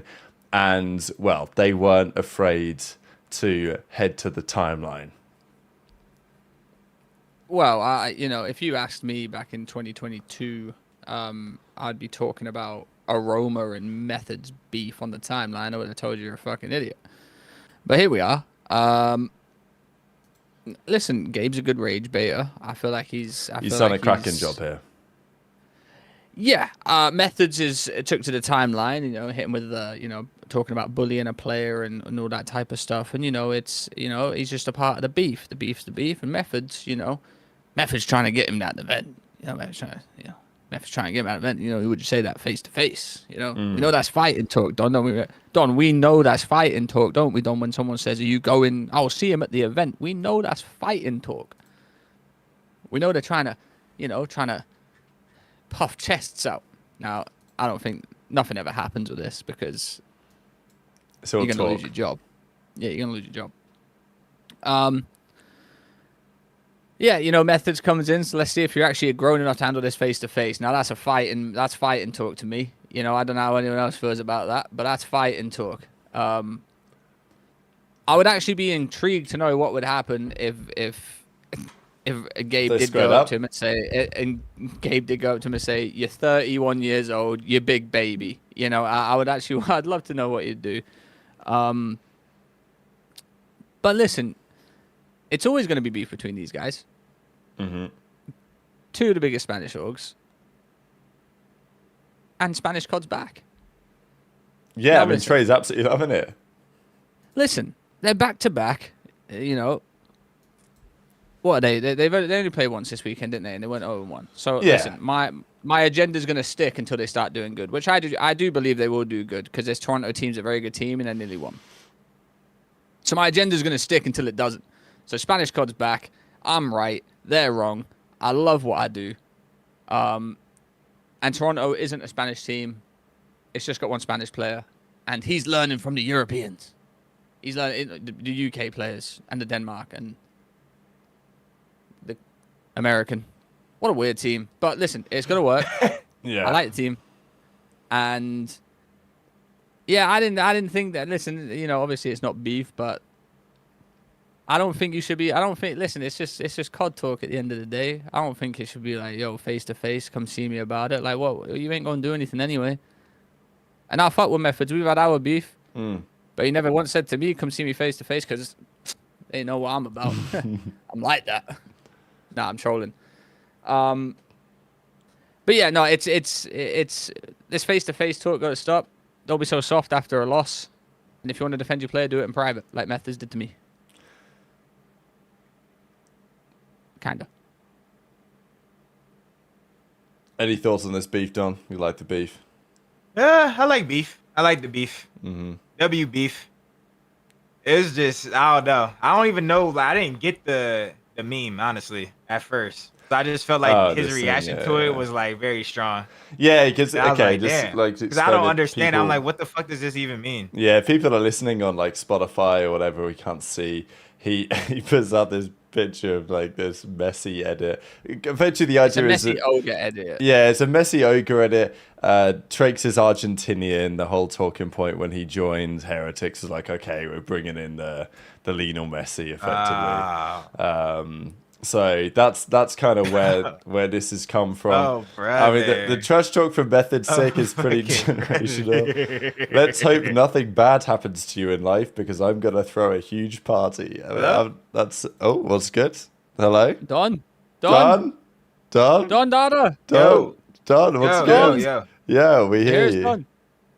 I think we're good. Okay. All right, bet. I just was lagging. Anyway, that's perfect. So All right, my bad. The THC hit him hard. yeah, it was crazy. Okay, I think we're good. The stream seems to be I also fine. think that, like, listen, as much as like Aroma's a troll and stuff like that, I feel like it's a tad bit unprofessional from an official CDL coach. Yeah. Nah, he should be able to say that, but I was saying that's a strong reaction. Yeah, like to the say meme, to isn't say it? I hope nothing Son of a happens to great you. bitch. I hope nothing happens to you, or I'm gonna throw a huge party. Like, It's imagine pre- he got yeah. hit by. Imagine he Yeah. got hit by a car next day, and Method is like, serves you right.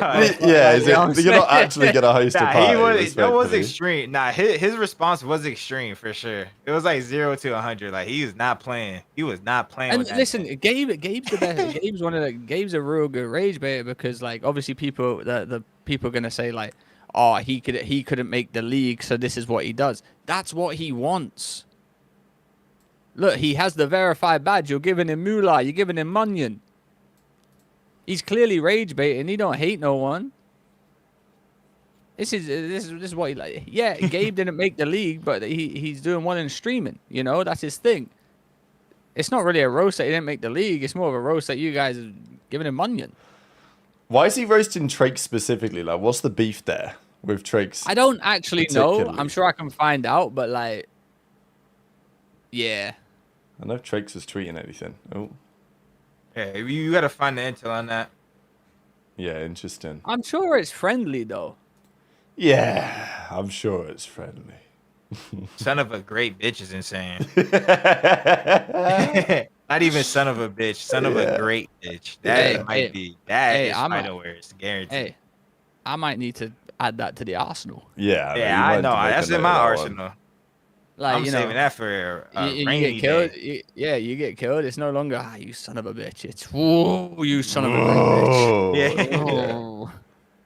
Yeah, add the Shit. extra syllable in there. So yeah, that was a big juicy drama of the weekend. We got a few other matches we're going to talk about as well. Let's have a look at the qualifiers. We had 6 games last weekend. This is how they went. So let's do the Falcons. We've got to talk about them. I will say they did play some pretty challenging teams. You know, their first series they played Optic. Their second series they've played Thieves. Obviously they got battered by Optic. They did win a map against Thieves, to be fair to them, in the game 1. But after that, it all them fell bullshit apart spawn. relatively quickly. Yeah, it was definitely one of the series of all time. Yeah, Falcons, they strike me as a team with some solid individual players, but they are not a team in the way that some of these other teams are. There's too many holes. I don't know what they're doing on the map half the time. The Thieves boys were pretty disgusted by what they were seeing as well. I mean, in that search and destroy yesterday, they couldn't believe their eyes with what these cats were doing on the final round. So, and that was a Thieves team now 1-0 in the series to them, right? So, yeah. Trey, early thoughts on Falcons. 0-2 start for Celium in his new career with this team. I'm hoping they can at least... Look, I think they're going to be dog shit. So far, they're dog shit. But I actually don't want that to be true. I would prefer them to be good. Because they've spent a lot of money on this team. I want them to at least be competitive. They've taken some good players. So at least give it a go, right? Anyway, that's my early take. Whoa. Well. Look at this map 1 Listen. though. For the Falcons Listen. fans out there, this is what it came Listen, in for. if you're going to beat LA Thieves map 1, you got to give me a round on game 2. If you're going to have a grueler map 250, 230, you best give me one fucking round on game 2. They lost the series after that map, by the way. You mean after They game lost 2? After game 2, they've lost the series after that map. Oh, yeah. Like, I had no hope in hell they were coming back and winning a map after that. It was just, I don't know. When I watch them on S&D, to me, it kind of looks like they don't know what they're doing. Just looks like 4 players running around, hopefully something clicks. The Overload. Hey, big fan of Overload, but I don't think they know what they're doing on that mode either. Like, yeah, they're playing some good players.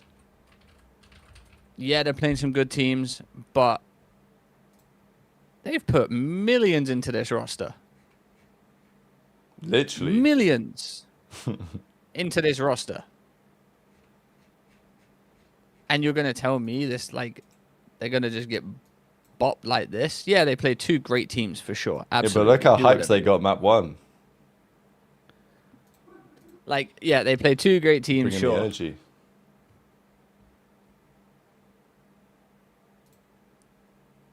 I mean, I'm watching. You know, I'm watching along with you guys.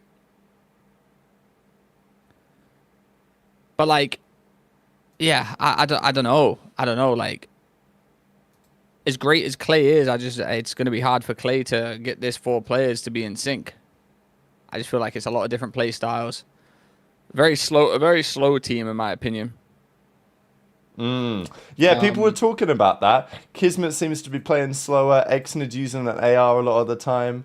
Like, I just don't think that's the antidote to having Cell and Pred. Like, look, you can have Cell and Pred maybe on the same team, although I'm not convinced. If you're gonna have Cell and Pred on the same team, one of them's got to change their playstyle to some extent. And if they're not going to, then bloody hell, Exnid and Kismet need to play like a Beezy on crack.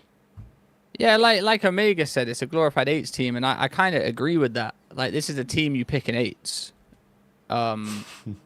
And, like, you play, you know, it's just a team you pick in 8s, you run around, and this is a team you'd win an 8s with. Don, I know you've played some 8s with some questionable teams, and you've won with them, and it's like, damn, this is actually a vibey squad. Yeah, oh, hell yeah. You know? It just seems to me, I don't know, man, like, it seems to me a lot of people will go to this team for the wrong reasons. And, you know, do whatever you need to do. Cool, that's blessed. But, like, I don't feel like people are coming here to win just yet. Oh, no. No. You know, I think it's clear. I don't want to say that the players don't want to win. I just think they know with the team that they have right now, they know they're not going to win. And they might beat some teams along the way. But I just don't see this as a strong 4 to, like... I can see this team losing to, like, Boston, Minnesota all the time. Not even a top 3 team, but I can see these losing to Boston, Minnesota, Heretics. You know, I can see them just getting bopped by them as well. I just think it's 4 players that are there to play for the Falcons, but not ready to win. because you got Pred there, world champion, already done it. Cell, world champion. All of them are world champions, but Wow. they're not they're just not teammates. You know what I'm saying? They're just not 4 people I would expect to play with each other ever. And I think that Yeah. kind of shows on the map. You could also see it in the reaction, I think, from Kismet, right? Like, he's stuck there sitting on the ends. Exnid is always going to bring a load of energy. Like, I really like him. I think he's a great player for... He's like the type of player that this team kind of needs, but at the same time, individually, he's not as strong as some of the others. And I just don't know if that's going to... Like, it's not enough, you know. I don't know. I look at Kismet sitting on the end there, and I'm like, he's checked out already. Look, all I'll say about Kismet, I hope he's getting the bag, because I know that Cell's getting the bag, so I don't feel bad for Cell or Pred, because they're clearly getting the bag. Exnid, he's, you know, it's a dream, I guess, for him. Oh, echo. Don't know what else. Oh, good. That might have been just me who had that. No, it was McGregor. Oh, I got to mute him. Can you mute yourself real there quick? you go. Wonderful. There you go. All good. So yeah, and then I don't know. I don't know what money Kismet's on, but I hope it's at least reasonable. You know what I'm saying? That's my opinion on the team. I think I'm a little higher on this team than y'all, but I do agree. I mean, they're not the greatest. They're not gonna win at the end of the day. I do think they can push and make champs. You guys think they can make champs or not? I think they can make it. Yeah. I think they can make champs. They got players that should be at champs every fucking year. Yeah. I'm just saying, in the circumstance that they're in, like, I feel like they should at least get this fucking team to champs. Like, I just think this team, they're not gonna win. So just try to like set a smaller goal. Do something productive. Like, try to just go out, compete, do your best. That should be everyone's goal, to make champs. Everyone wants to win, but everyone's goal should be make champs, because who knows what. So just try to make champs. But I mean, they're not a. I agree with what you guys were saying. They're not a real team. I mean, yeah, that's why. That's one of the main reasons they're not gonna win. I think this is 4 very, very, very different people. But yeah, different. 4 very, very good players on their own or in different teams, but 4 very different players. You know, I'm not expecting you guys to go out, hang out, and get ice cream, but like, I don't think selling kids are gonna get ice cream. Yeah. Yeah, I mean, I think they need. Breaking Point puts it in the chat. Is T Bush currently a better team than the Falcons? What do you think? You play him at a best of 9 right now, Don? Champs finals. I mean, I don't know. Not sure. I don't want to. I'm not sure. We scrimmed them before and they smoked our shit. Okay, there you go. So, but you never know. I mean, would I be confident if we played them on land in the best of 9? Yeah. Damn right. They honestly need a player like Capstore, I think. Like, I'm not saying that they don't have that necessarily, but I just feel like the way that Cell and Pred are doing exactly what I expect them to do on the map, which is not necessarily a good thing. But if they're not going to change, then Exnid and Kiz, like, someone's, as you said, like, they're not as quick as they need to be. Like, to give credit to Cloud9, I know that they didn't win in the end this week. They played a competitive series, but bloody hell, do those boys bring some pace on the map? And if there's one team that has the most pace in the game right now, it's probably Optic Texas, and they're the best team in the game. So, you know, it's got to be something to think about. There was a lot of talk in this game going in about, is Pred's style going to work in this game? And the answer is probably, well, maybe, but not as well. And maybe that's okay. But if that's the case, then you can't have Celium also playing like Cell did when he had Simp and Abizi, because that ain't going to work. So it's going to be an interesting year for I think for Cell especially. Look, he's getting paid enough money that on some level it maybe doesn't really matter. But from a legacy perspective, it's very interesting to see how this first weekend has gone from the FaZe boys. Because Abizi on Thieves, they start out 2-0. Simp starts out 1-1. Could have been 0-2 actually, but we'll discuss that in a second. Still starts out 0-2. So yeah, interesting start here for everyone. I'm, seeing these results for the FaZe trio, do they massively surprise me? No, not particularly. I mean, you know, it's the first weekend. I'm not writing them up. They did play a two good teams. But you know, I'm just looking at the future of this team, and I just see it just has players on it. I just thought would never team. Like I don't think Cell and Pred are like the GOAT duo. You know what I'm saying? I don't think they're like a crazy good duo together.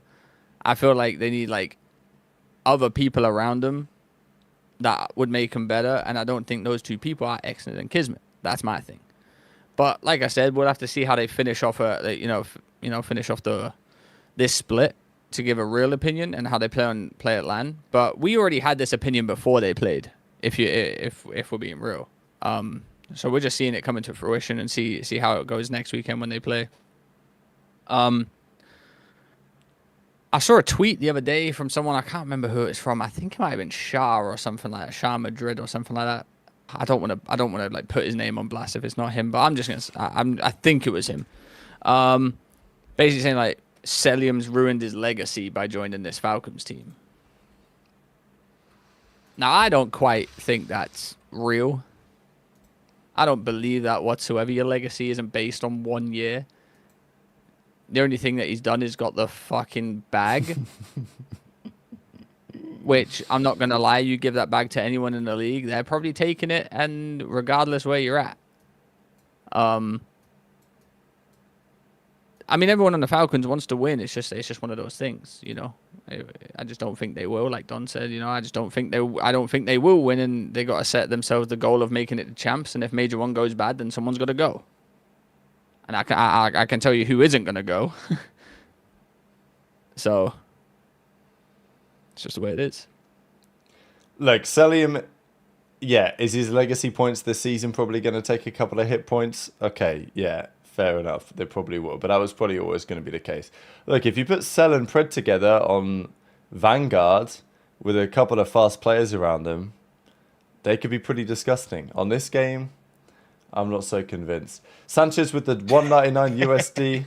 Are we getting Rab v Benjay champs? Yeah, we're getting. That's the pre-champs final show match. The like 2 hours before champs grand finals. Me and Benjay on the stage. We're working on it. Trust. The other thing that Shavage tweeted, I just seen. He put this out there. Why does Overload end so anticlimactically? Sudden black halftime screen is killing me. Now, this is a very fair point because we saw this a lot this weekend. Where for some reason, as soon as the round ends, it just immediately comes full black on the screen at halftime, and you get to see no idea what's going on. And I've seen the casters make quite a lot of mistakes actually about what's happened, just because the screen will go black like immediately after everything happens. Even in Search and Destroy, I think sometimes it like cuts out so quickly that you can't always fully tell exactly what's happened. But Overload, Trey, it's looking good. I will also just say, just before I forget, we are going to do shit on of the week again, of course. I've got a few clips that I found, but again, I will have missed some clips. So if you guys have any clips that you know of, feel free to put them in the chat, and if they're better than some of the ones I found, which they definitely will be, then we'll discuss them at the end. Okay, thoughts on Overload, Trey? Because I had a great time watching Overload this week. Obviously, there was this moment. We've also got to talk about the other moment, which was from this series, Thieves versus FaZe, Map 3. Yeah, I mean, I had my doubts on it, and the devs have made it way better. I think the pistol thing, I actually really enjoy the pistol thing. You know, I said they shouldn't be able to have a gun, but the pistol thing makes it better because, listen, if you're in a 1v1 with the Overload guy and you get shit on with a pistol, even though the pistol is amazing, by the way, it is very good. Pistol is insane. The pistol is insane. It's a back pocket shotgun, but, you know, to the viewer, Don, if he's got a submachine gun and you get pissed on with a pistol, it's going to look crazy, even though it's actually not that crazy because, you know, you can shoot the pistol as fast as you want. There's some really good pistol players in the league. Simp. You know, Kremp was frying with it as well. Yeah, Overload looks great. I think it's definitely a mode where it just looks good. It's nice to have a fresh mode too. None of this control bullshit where it's not made for the game. Like they've specifically made Overload for this game and it looks good. Treyarch are great at this. They made Control for Black Ops 4 and they made this for this. It's amazing. The only thing I have seen about Overload is obviously the halftime black screen that you said, Rab. And there was a time where Minnesota were playing and someone threw a grenade at Caesar, and he had his gun out, and he went to go throw the nade back. And when he went to go throw the nade back, he picked up the thing. He picked up the overload package with the nade in his hand, and it still gave him his gun back. Ah, interesting. But in great fashion, instead of Caesar pulling out a pistol or jumping off the map, he said, "Yo, my bad, guys. I've got the overload in my gun," and started rashing man with the M4 with the overload thing in his hand. I respect it. It's the game's game. Oh, it was hilarious. He was just like, "Yo, guys, I've got a gun. Oh, my bad, guys. My bad, guys. I've got a... Yeah, shit, yo, it's on me. It's on me. I'm still running with this thing." Oh. Thoughts Wait, on you overload, think the Don? I pist- mean, because I actually like the pistol change. I'm pistol's happy great. about where the game mode is currently because I don't want it to be insanely high scoring. Because Blitz back in the day, there was almost too much scoring going on. Like, you'd get games that were like fucking 17-13 or some shit. People just... There was no concept of defense in Blitz. It was just... It was all like war. It was just a war. Like, you send one guy on the long route, he's sneaking through, the other guy's trying to sneak through. Like, it was just TDM, really, with Nate Shot rolling around. Always Like, sent your worst guy. yeah. Always sent your worst guy yeah. too. Yeah, I mean... Yo, it was Nate Shot always was a demon comedy, in that bro. mode, though. Yo, you're at war fighting 3 man, and you got your worst player going, yo, I'm guys, through. yo, guys, I think I snuck. Oh, he's hiding, man. Yeah, he's hiding in a bitch corner on Freight Blitz. Yeah, so, for real. But I Oh, like man. Overload because there is attack and defense. It's very clear. I think there's still some Yeah. things I would tweak, but it's not insanely high scoring. Sometimes you get games where they get to 8 captures, but it's pretty rare. Like, you get some games which are a bit cagey, you know? It might be a 1-0 first half. Like, it's nice. It's what happened back in CTF back in the day when it's not so predictable. Sometimes you get a bang out first half, it's like 3-3. Other times that's not the case at all. Or you get crazy end to the game here. Like, even the games that are like a 2-0 or a 3-0, I've still generally enjoyed watching them. Because there is still always that possibility of getting the other team in a trap.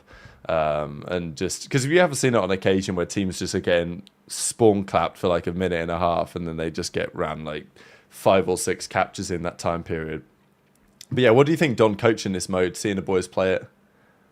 This mode is actually fire. This shit is probably... I think it might be the best mode right now.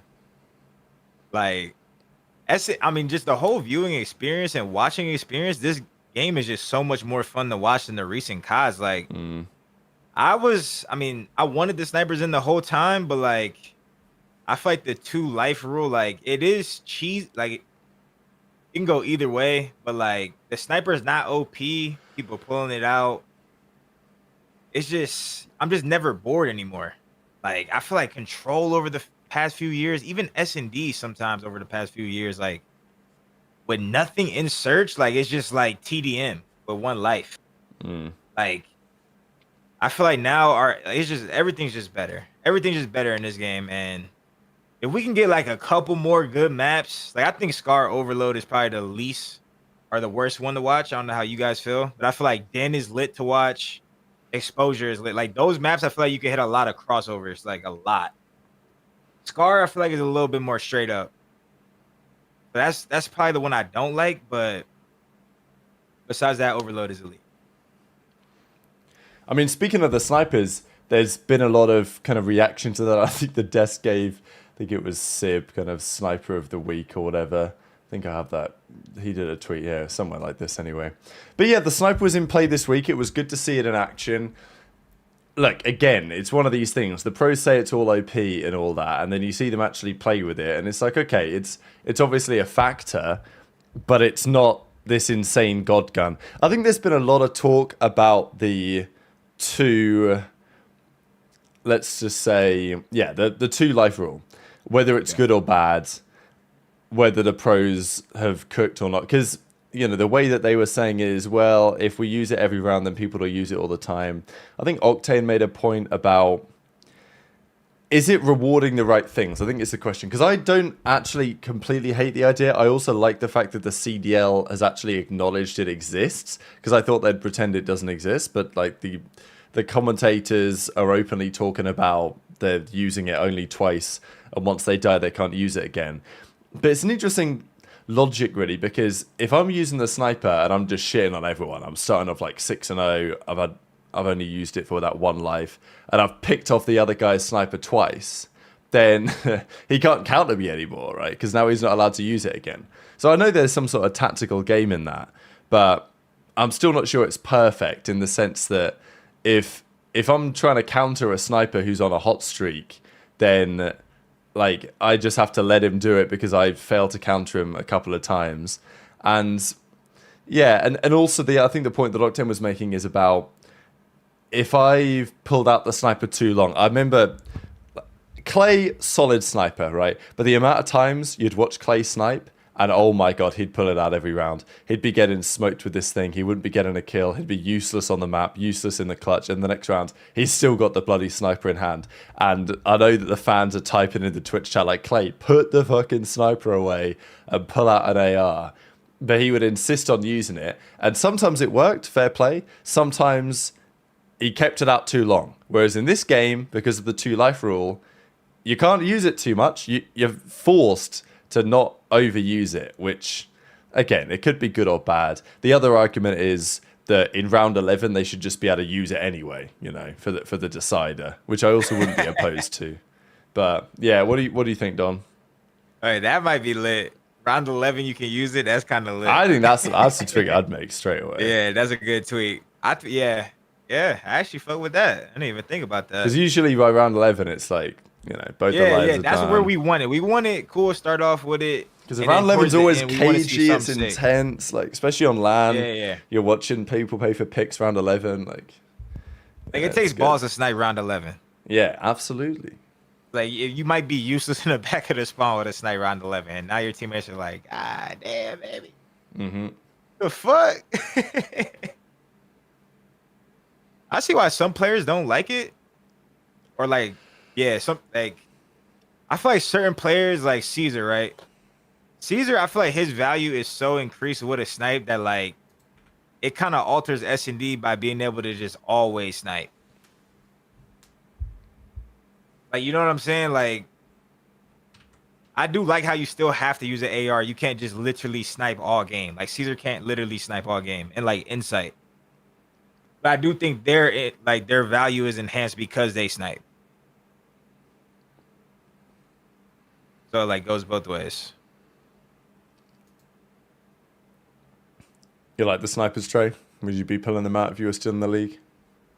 Trey would be sniping, guaranteed. Come on, bro. I'll be the best sniper in the league. What you on about?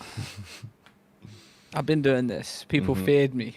USS Texas has never seen a better sniper. I was treating that shit like it was my job. Oh, shock, it was.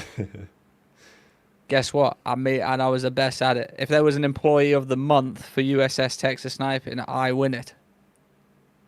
And in the other game, to be fair, apart from Black Ops 4, I wasn't very good at Black Ops 4 sniping.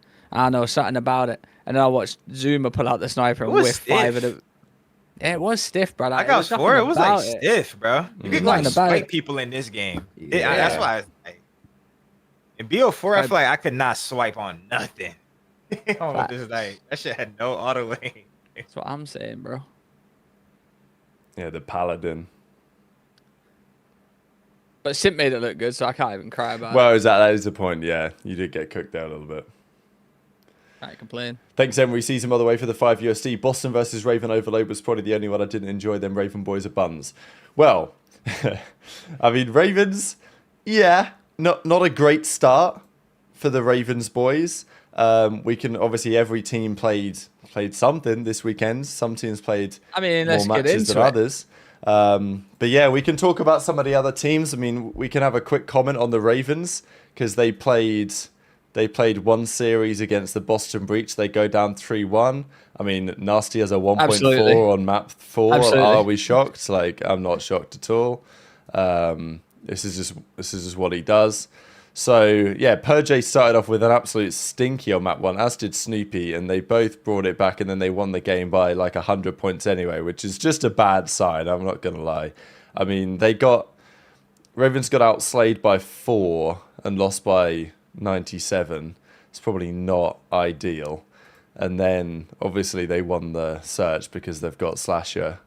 So, game 5 could have been different, but Slasher was getting pieced up in the series, I can't lie. Just a little bit. Just a little bit. It happens, bro. Yeah, it happens, you you don't- know. It You don't happens. like to say it, man, but fuck Happens, it. You man. got pissed up. Hey, shout out my boy Nasty though. He fried. We're not here to do in depth. We're not gonna look at who done this, who done that. We're here to talk about what we see, and We're a feel podcast, yeah, we ain't go. What do you think about analysis? No, I don't get paid for that. I get paid to talk shit. And let me tell you, Ravens look like shit, but that's cool. I don't know. I actually think they were better than I thought. No, maybe not better. I think they were like exactly come where I on, thought they'd Bro, be. come Oh on. shit! No, I don't think they were that bad though. Like they weren't absolutely terrible.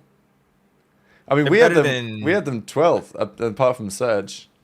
So I guess they were 11th now.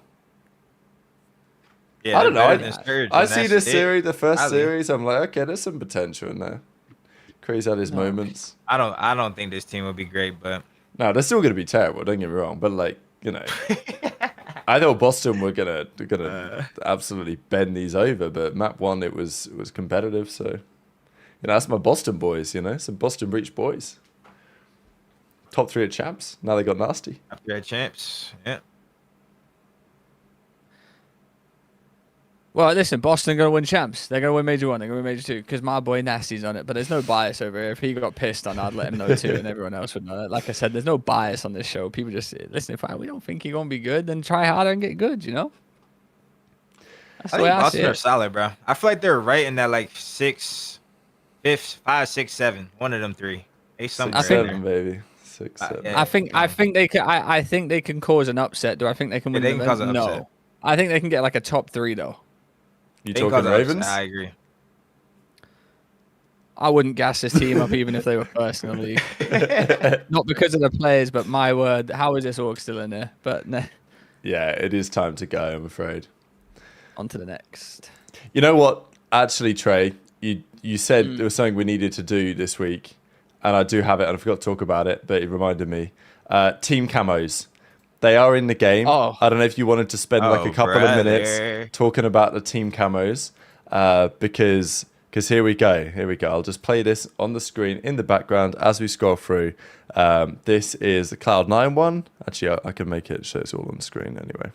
But here we go. So yeah, team camos are in the game, and well.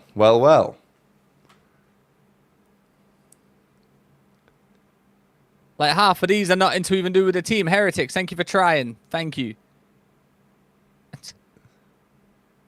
Anyone else? Ref?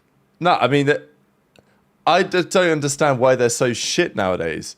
Like, I remember Black Ops 3. Boston didn't try. Falcons, yeah, sure. The only team that tried is Heretics. Yeah, Heretics actually looks like what the fuck are Cloud9 And- cooking with that? And one of the worst skins I've seen in the game, and I'm talking player skins and home and away skins, is optics. There's no look, green on it. So Falcons have their logo on it, right? I can see the Falcons logo on the thing. So it's not like it's not a rule. It's not like they can't put the logo on, right? Because I can literally see the fucking Falcons logo on this Well, gun. Heretics have their logo too. Yeah, and Heretic, here we go. FaZe Vegas, whatever the fuck. Gentle Mates. And then, yeah, Heretics, I mean, yeah, they've kind of got it going on there. Listen, it's a joke. It's a joke. And, even Scump was reacting to his own team skin, okay? And he said, why the fuck is there no green on that? There's no way this isn't our skin. Yeah, but exactly. So this is the camo, the optic camo, which is fucking grey. I mean, people were saying that it's like, oh, they want the Warzone kids to buy it because then it will be blend in and be camouflage or some shit. I'm like, I don't think they've thought that deep. Why can we not just slap an optic logo on it? Because there's got to be a good reason for this. In Black Ops 3, I paid like $6.99 for all 16 team packs from North America. And I did the same for Europe. And I bought the APAC one as well because they were affordable. You buy all the camos and all the guns. And they're all pretty similar, but they all had the team logo on. The Optic one was pretty fire. The FaZe one was fire. The Cloud9 one was fire. I used to run the Spice Infused one. was fire. The Infuse one was fire. Exactly. I used to run the Infuse one on the Man of War. Pretty good camo as That was well. my favorite player. Yeah, not then, but next year. Oh, Skunk was my favorite player then. So, fucking unlucky. loser. But like, why can't they just? I don't know. I'm actually just okay. I guess maybe you get a sticker and then you slap that on it, but You want it on the camo though. yeah, I don't know, man. Like, These are really listen, bad, I'm not gonna lie. well, listen. Optics worse. Optics like team skins are by far the worst. so I got the One of team their skins as well. This is One the of their skins is literally just white, like Yeah, pure it's white, just no white. green, no nothing, just pure Yeah. white. Like you wouldn't like even look at know it was Scump's Optics. face, man. Scump's so Who confused. made these? Well, exactly. The teams get to make them though, no?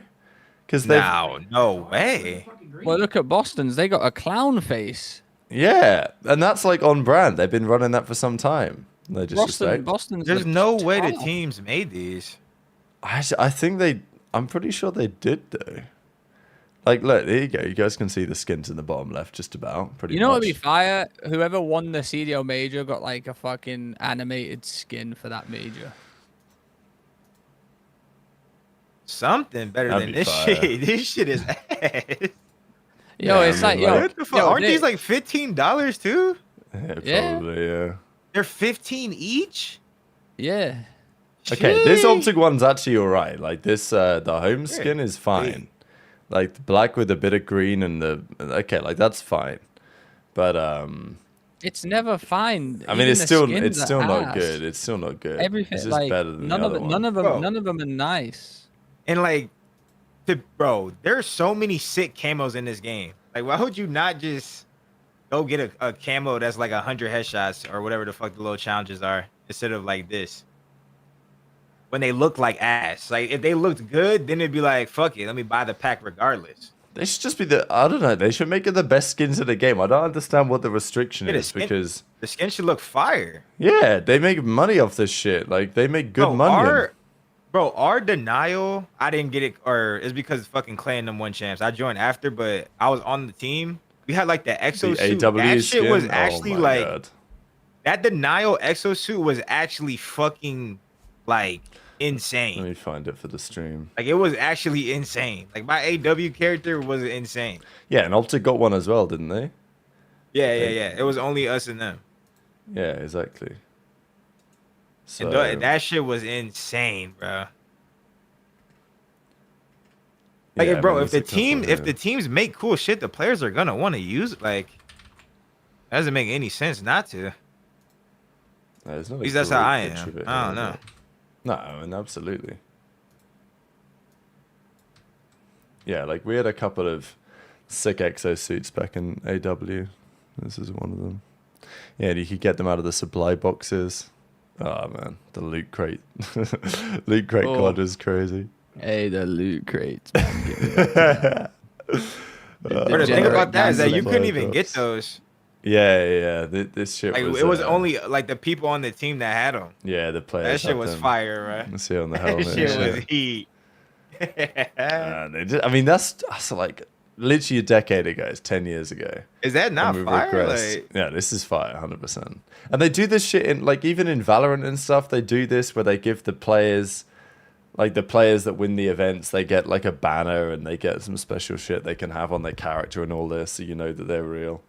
Like, it's, it's the type of shit we need to be running back, but, yeah, not the case. Yeah, it is interesting if Activision have, let's say, come down on what the teams are able to do with the designs, because surely the teams would have been more adventurous if they could have been. And this is on the year where Activision are finally paying them their full percentage, just goes to them. So presumably they're going to try and gas it up and sell it, but yeah, apparently not. Cray6159 with the $5 Aussie. I think everyone should follow the Dota method, do skins leading up to the major, and then add that money to the prize pool. Well, exactly, crowdfunding. It's always been a talking point. Maybe one day we'll get there in COD. Like the model they have right now in COD is not bad. It's just the skins are terrible. So it is what it is. Anyway, that's the quick tangent on that one. Ravens go down to Boston. You know, should we be worried about the Slasher World League? Is this his game? He'll be fine. Just let him, let him adjust. It's the first weekend, man. Yeah. Like, that's why I can't even yeah, be I like too that. hard I on like that. anyone. I like that. Too hard on anyone. Even the Falcons, I just like we said it about Falcons, but like it's still first weekend. They might come out and just fry everyone next week. We don't know. Damn right. I think that goes for a lot of these teams. This is first weekend. We've seen upsets across the board. We can talk about it, but it's like Don said. It's early game. Early game. So, there are other teams got some interesting results. We've got to talk about FaZe Vegas because they get 3-0'd by the Thieves. That crazy exposure, game 3. The Den was 250-225. The Scar was pretty close. Actually, a very, very competitive series. This, however, was a pretty similar story for FaZe, where Simp went God mode. Map 1, he was 37-26. Draza had a 0.6. Map 3, both of them kind of took over. They still lost the game anyway. So this was very much on display of what FaZe are up to right now, where Simp looks unbelievable at this game. Like, genuinely looks like one of the absolute best players. Almost every map I've seen, he's popping off. I'm not surprised. It's a game that suits him to a T, and he's now got the freedom to play in that way. He's still planting the bombs for some reason, but okay, whatever. Like, maybe we'll let them figure it out on that one. But in the respawn modes, he's just out of control. The issue in this series really was that he got no help. Draza and O4 especially.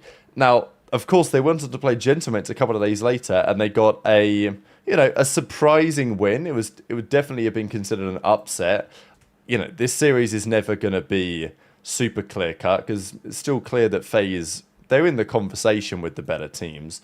And Gentlemates, we know their hardpoint is really good, but clearly on this evidence, their search and destroy is lacking a little bit. FaZe took a leaf out of the Dunk Sensor Martin book. Actually, no, Draza took a leaf out of the Dunk Sensor Martin book, dropping a 0.75 for the win. Look at him go. So that, I think, is the key question on FaZe. Like, Draza is actually playing terribly. And it was interesting that a lot of the talk into this FaZe Gentlemates series was about, FaZe, they really should have picked up Neptune instead of O4. And that might be a fair take, right? But in this particular series, O4 had a pretty good one. And they got the win in the end. But yeah, Draza's not looked great. I mean, I'll pass over to you, Trey, but there was a bit of talk in the off-season. I know that Draza was unwell for some time. So he was a little bit like off the boil maybe. But yeah, it's just from, I don't know, I want to say like the last 8 months, 7-8 months, Draza, like towards the end of last season with FaZe, thought it was maybe a little bit of an outlier. But he started out this season. Draza right now is playing how people talk about Kenny is playing. But, it's the other way around. Yeah, he's having a rough start and a rough end to last year. Someone came in my chat and said that the other day, saying like Draza's just not playing well at all. I think, when it comes down to someone like Draza, you can always rely on him. He's done so much. He's done so good in the league as a player that when he's having a bad time, I feel like no one's worried about him. No, like Simp or anything like that. They're not worried about him. He's not on the verge of being dropped or anything like that. I feel like players just go through slumps, and he's having his slump, and however he reacts determines if he gets out of it enough. If he gets out of it or not, sorry. Obviously against the top teams, like the way he's playing ain't going to be enough. They've, scrambled out a win versus Gentlemates here, in my opinion. But listen, players go through slumps. We're talking about Draza here. I think he's one of the best players in the world. He's proved it many times. He's just in a slump right now, and however he wants to get out of it, he will. Players like him do. People can say he's shit or anything like that, but give it a month, he'll be back.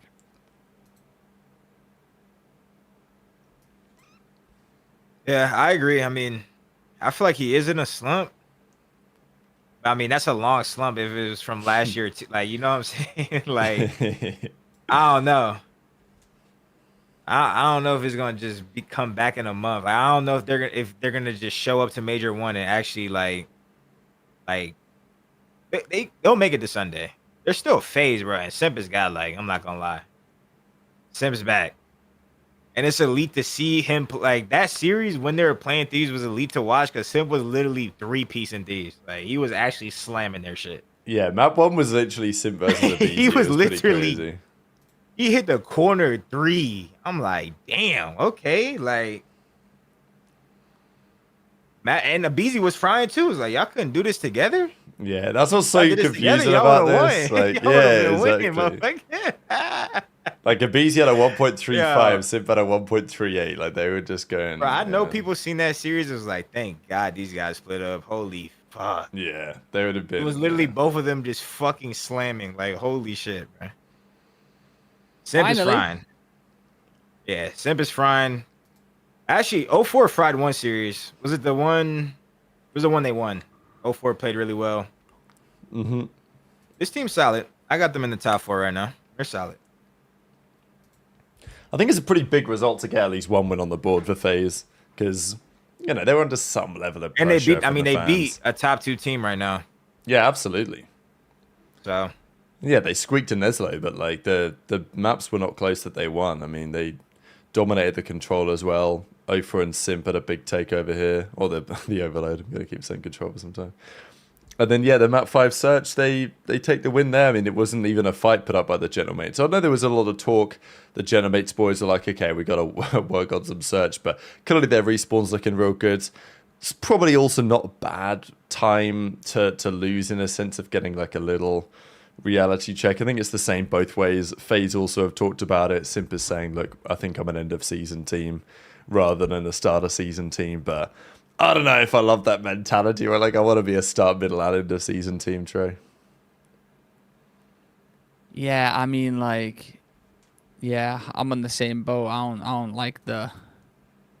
Hey, hopefully we're an end of season team. Like, I don't want to get fried for start of the year, middle of the year, because it hurts the confidence a little bit. And you're like, it's all good, man. We'll be all right for champs. You got to be good for the whole season. Let's be honest. You literally have to be. Right. Some people do say it's a coping mechanism, you know. Don't worry about us. Let me tell you, end of season comes around, we're there. Damn right, baby. Because guess what happens? Guess what happens during the season? You get shit on, you get dropped. I will say though, I'm never scared when it comes down to Simp saying it because, like, Simp's been there, done that. But like, Simp knows Simp's just saying that. He knows that they need to be good all year. Start the season, mid-season, Yeah. And, like I said, it's just Simp. Simp's one of the greatest players of all time. People say Glaze, but I'll say it about, Scrap, Hydra. Like, all these players are so fucking good. That these players can't just be end-of-season players or end-of-season teams. These need to be competing for championships every single major they attend. So, like, if Vegas get top 8, it's not good enough saying, come champs time, we're winning that bitch, so it's all good. Because like everyone knows it ain't, and you get two of those on a bounce on. Guess what? You're not an end of season team. You're making a roster change, so it's just the way it is. That's kind of the read between the lines as well of those situations is basically like, okay, we're not going to make a change no matter what. We'll see you at champs, right? And maybe that's good or maybe that's bad, but again, it's early. Genomates, they did get the win in the other series. They played Surge, kind of unanimously considered to be these guys are going to get clapped at the start of the year. But look, some were expecting a 0.6 out of Legends. He turns up, drop up's 0.8. It ain't great. It's only 5,500 damage, but look, I think Legends made some improvements over the last couple of weeks, but he'll need to make a fair few more improvements than that. I will say this series, Don, like Ghosty was cooking, like 1.53 out of Ghosty. He's looking disgusting on this game so far. Ghosty is frying on this game, but I mean, Surge is. I feel like every time we talk about Surge, I just start cooking them, but they're kind of doo-doo. Yeah, fucking dog shit. Let me Yeah, say they're it. Surge kinda versus good. Ravens right now. You think you're taking Ravens, yeah?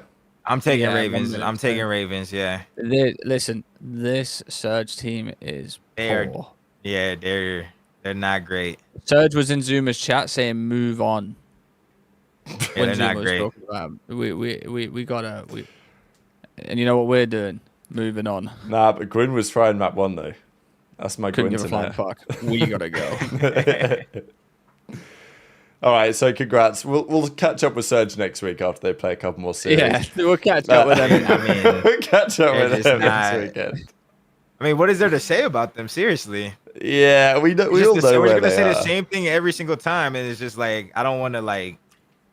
Just it's either give them time or just roast them every single time we talk about them. Yeah, well, exactly. I'm gonna just give them some time, bro. But These they guys, look I mean, like ass anyway. no, they are terrible, but like maybe they'll not be terrible Oh, for in sure. a little bit. For sure, give them time, but like Yeah, give them some more time, but they're terrible the right more now. time they take, the more losses they have. So like we're cool. Yeah, Like, they they're- could rack like- up the losses. Like the listening was insane. Like watching that back, like that has to motivate you, bro. Last guy legend, he's lost. Well, yeah, actually, that's a good point. I Like- do have that clip. Like I'm watching that shit back, I'm like, or that. Bro, that could Envoy either tried that to or defend motivate it. you. So what do you actually think about this? Low key, I watched the minimap and I go, yeah, he is. Envoy said, don't worry about him, he's lost or something like that. And I looked at the minimap and I'm like, where the fuck is he? yeah, he was running around. He was running around in mid, yeah.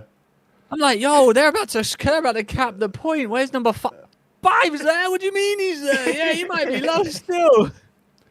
Yeah, exactly. You can see Oh, him going on this man. pinch here. So Oh man. I thought it was funny. Like, I think if I was Envoy, I would have just doubled down on this shit, right? Because it's pretty obvious that he said that because it was legend, right? Like, he wouldn't. bro, yeah. If that was Simp, That's he just was good not shit. saying That's that, good right? shit.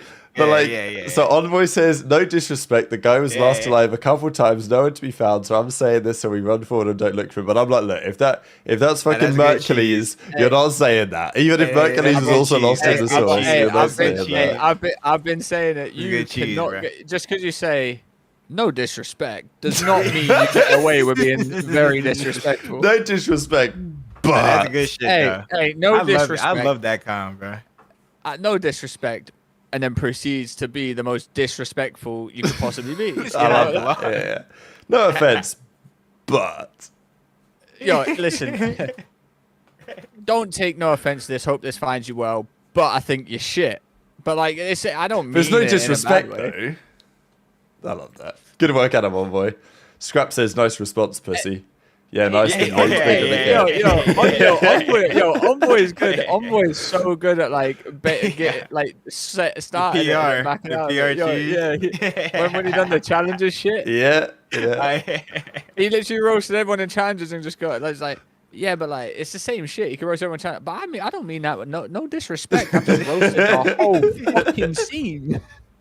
Envoy's actually moving different the last couple of years. This is great for the content because like he didn't used to, he used to keep himself to himself, didn't really say too much. But I feel like as he's got older, I don't know, now world champ, he's moving different. He's talking. Listen, I like it. I love it.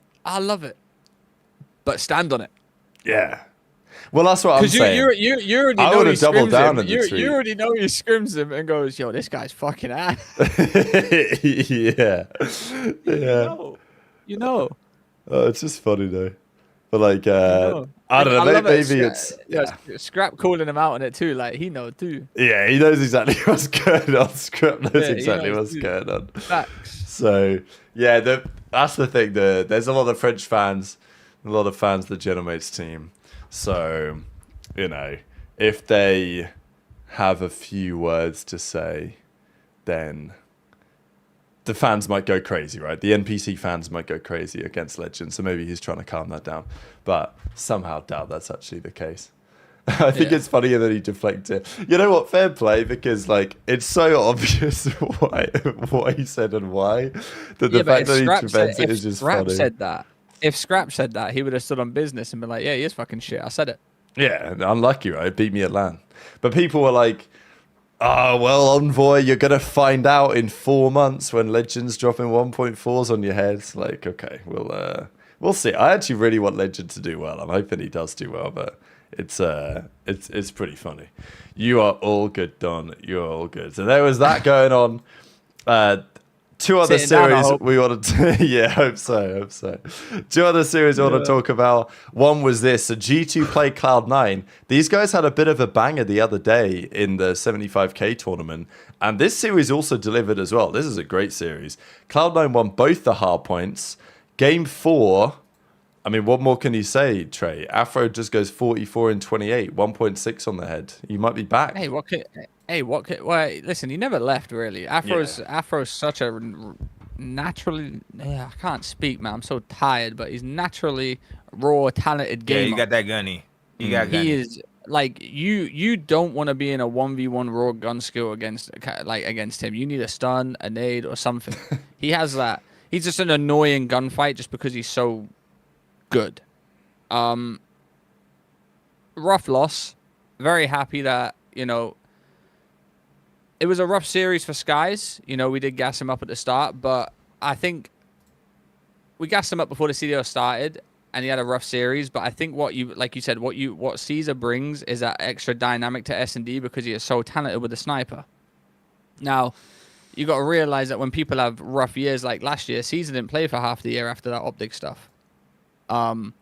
So him coming back and stuff like that, this is like a big thing for him, and like, you know, it's a lot of pressure. Same with Kenny, same with a lot of people that you know, had a bad year last year or didn't play as well as they wanted to. So shout out to the G2 boys. Listen, I really do like this G2 team. I think it's 4 players that came together just like with a passion and a goal. Caesar wants to be back to where he was, world champion. Estriel, you know, when Kenny joined last year, he didn't play that well. Kremp, I feel like Kremp's had a chip on his shoulder a lot of the time, but he is phenomenal, by the way. I actually really rate Kremp highly. I think he's very underrated. And then Mamba, you know, he just loves being there, man. Like, it's a dream for him to play in here. He's been in challenges, he gets his shot, and he's turning up. He's playing very well. I really do like this G2 team. I hope when, you know, I hope some people, when they play well, they don't get an ego if they lose. And I feel like some people in this team could potentially do that because, you know, that's just the way COD works, Don. You know how it is. But I feel like these 4 together, they're actually a very good group of guys. Big fan of Estriel, always have been. Ex-teammate of mine. I think he's just so calm. You know, for an aggressive sub like him to be as calm as he is, it's fire. Very good win. Unlucky for the boys, Vivid. Let me tell you, you did not want to have any money on his over for that S&D because you just watched that thing burn in front of you. That At least it wasn't close. David though, you know what Blaine. I'm saying? Like, at least you weren't stressed about it because you knew that it was. Nah, he weren't stressed because 0 and 8's crazy. Yeah, first series of the year. Yo, about bro, 5. Don, So- Don, as soon as I'm 0 and 4, I'm lining up double nades. I'm saying, yo, let's double nade this, and I'm making sure I'm second. I'm like, yo, I'll throw the first one. You hear him? Now it's my turn. Yeah, hopefully I land one. Yo, someone bait for me. But it was a good series. I think it was a very head bash series. I can see this Cloud9 team having a lot of issues in S&D, especially against a good sniper. Beans is a very good sniper, but I think he got outclassed by Caesar. And that one kill was crazy, where he slid? Caesar slid at the window Yeah, that and was Beans couldn't insane. see him. It was a crazy kill. You know, speaking of G2, obviously they had that Optic series, and we'll get to him, but Caesar played very well in the hard point against Optic as well, and I think that was like a grudge series for him. And it just goes to show that, like, you know, these guys, that when they do have a bad year, they can come back. And, you know, rough series do happen. But yeah, Afro fire. I just feel like this Cloud9 team's a bit weird. I said it since the start. But hopefully they come out and do some stuff because I do like everyone on that team. And I was rooting for whoever won this series, to be honest with you. It's one of those series. But yeah, B2 clutched it up last map. Vivid 0 and 8, absolute stinker. Let me just tell you that. And he knows it too. It happens, bro. Yeah. It shouldn't happen. It shouldn't happen. You don't want it to happen game 5, but it happens. I saw some. I mean, look, Game 5's crazy though, Yeah, it's isn't it? tough though? in Game 5. Game It's tough in five, it Game is 5. crazy, but Because what for three teammates, you sat there like everyone's like, "Wasn't my fault." Yeah. What my yeah. look at that guy.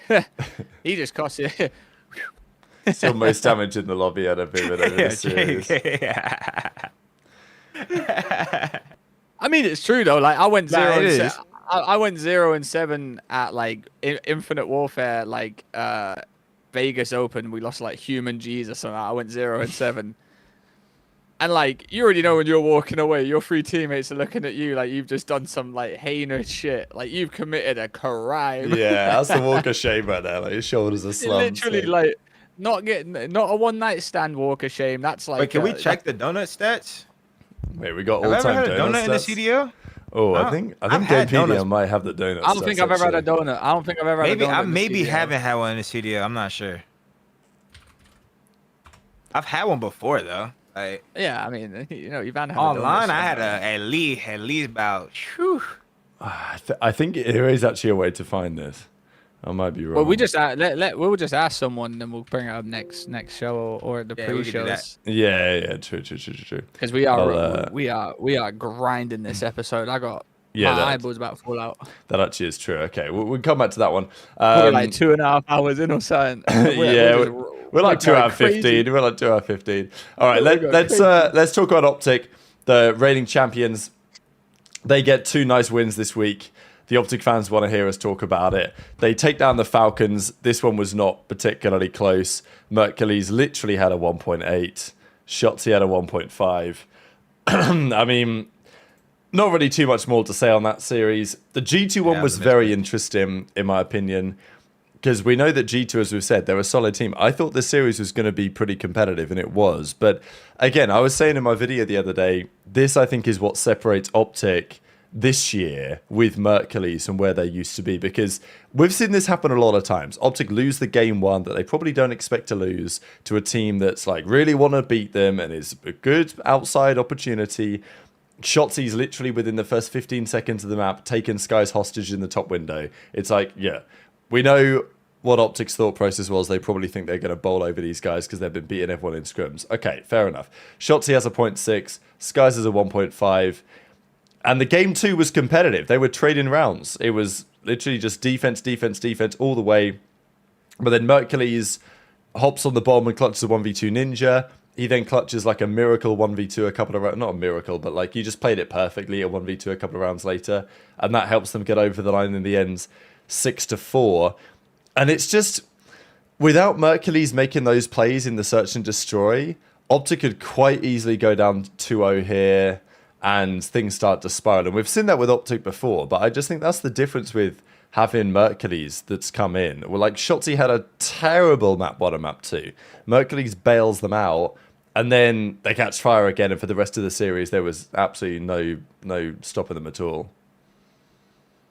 It's so boring. Yeah, these guys are innit? insane. They're boring. Yeah, Mercules boring. Can player. Mercules just do something Industry wrong plant. for once? He's so boring. Yeah, can he He's so can he make a Nah, wrong he's decision insane, for bro. once? He's so Like, good. So boring. Every week he's got another gold, got another silver, bailing out Optic. He's the fucking greatest player. Oh, he's hops the fucking class, ninja isn't he? He's 1v2. fucking class. Like he just makes the Yo, right play this guy's all the time. insane, bro. This Yo, guy's actually insane. Motherfuckers want to talk about AI generated. This is the guy. Yeah, this guy's insane. He's been 4D printed. ChatGPT brain. This guy is crazy. There's nothing wrong you can say about him, and I feel like even the players on Optic, like there's literally like if you had a like private conversation with all of Optic about one thing they dislike about someone, I guarantee they could not say a single thing wrong about Mercules. Bro, I feel like the more you watch, is like I'm just gaining more respect for him. Like every series, now maybe some real glaze, but like he's literally like never like trolling. Like No. how?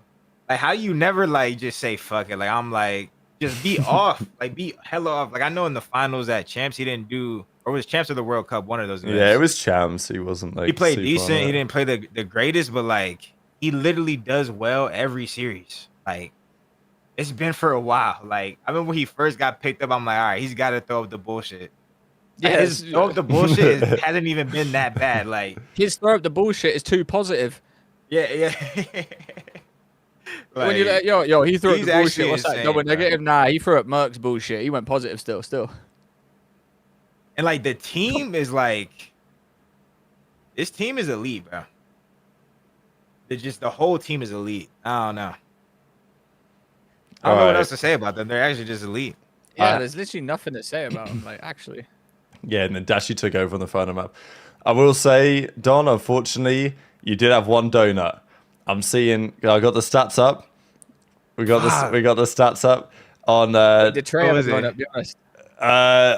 I'll look closer, but on first evidence, no Trey, no donuts. But we'll see. You played New York, Major 4, Map 2, LSCLO. Went 0-6 Was it- apparently. In 2023 in Modern Warfare 2. Major 4, I don't know. Like, I don't remember that. Fuck it. Hey, it didn't happen there. Didn't happen. Fake news. Yeah, what Fake the news. fuck? I I mean, there don't is a know. link that says VOD. They put the fucking VOD there. Can I click on this? Will it take me to the VOD? Oh, here we go. Wait, what the I fuck? don't want to expose Don like this, to be fair. It's pretty... Nah, you can do it. All right. Fuck it. One we'll do it. donut. Oh, we had Bryson Rather than Tunn that. cast this series as well. Come on. One donut. Fuck it. I'll take One it, bro. donut's not bad going. Yeah, this is a Major I'll 4. take it, bro.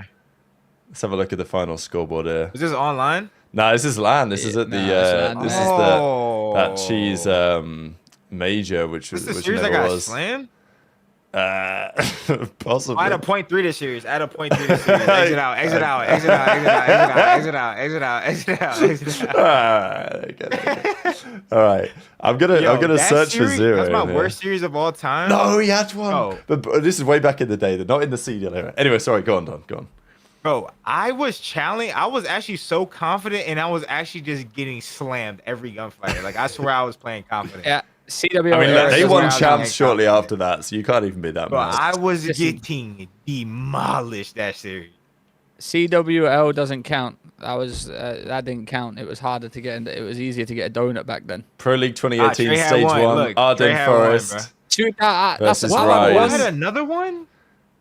Yeah, this is in On Valkyrie? This is in CW. I didn't look back this far. Wait, you've got to think, Don. You've got to think though. Yeah. I got the VOD for that one donut, too. one donut my whole career is fucking impressive, bro. Wait, so I've had Yeah. 2 donuts my whole career. Wait, let's see if there's any more. That's Yeah, not you're that fucking bad. ass. Yeah, you've only You're had 2. ass. You've had 2 donuts. Wait, that's not that bad. Yeah, that's not bad. 2 donuts there is not bad.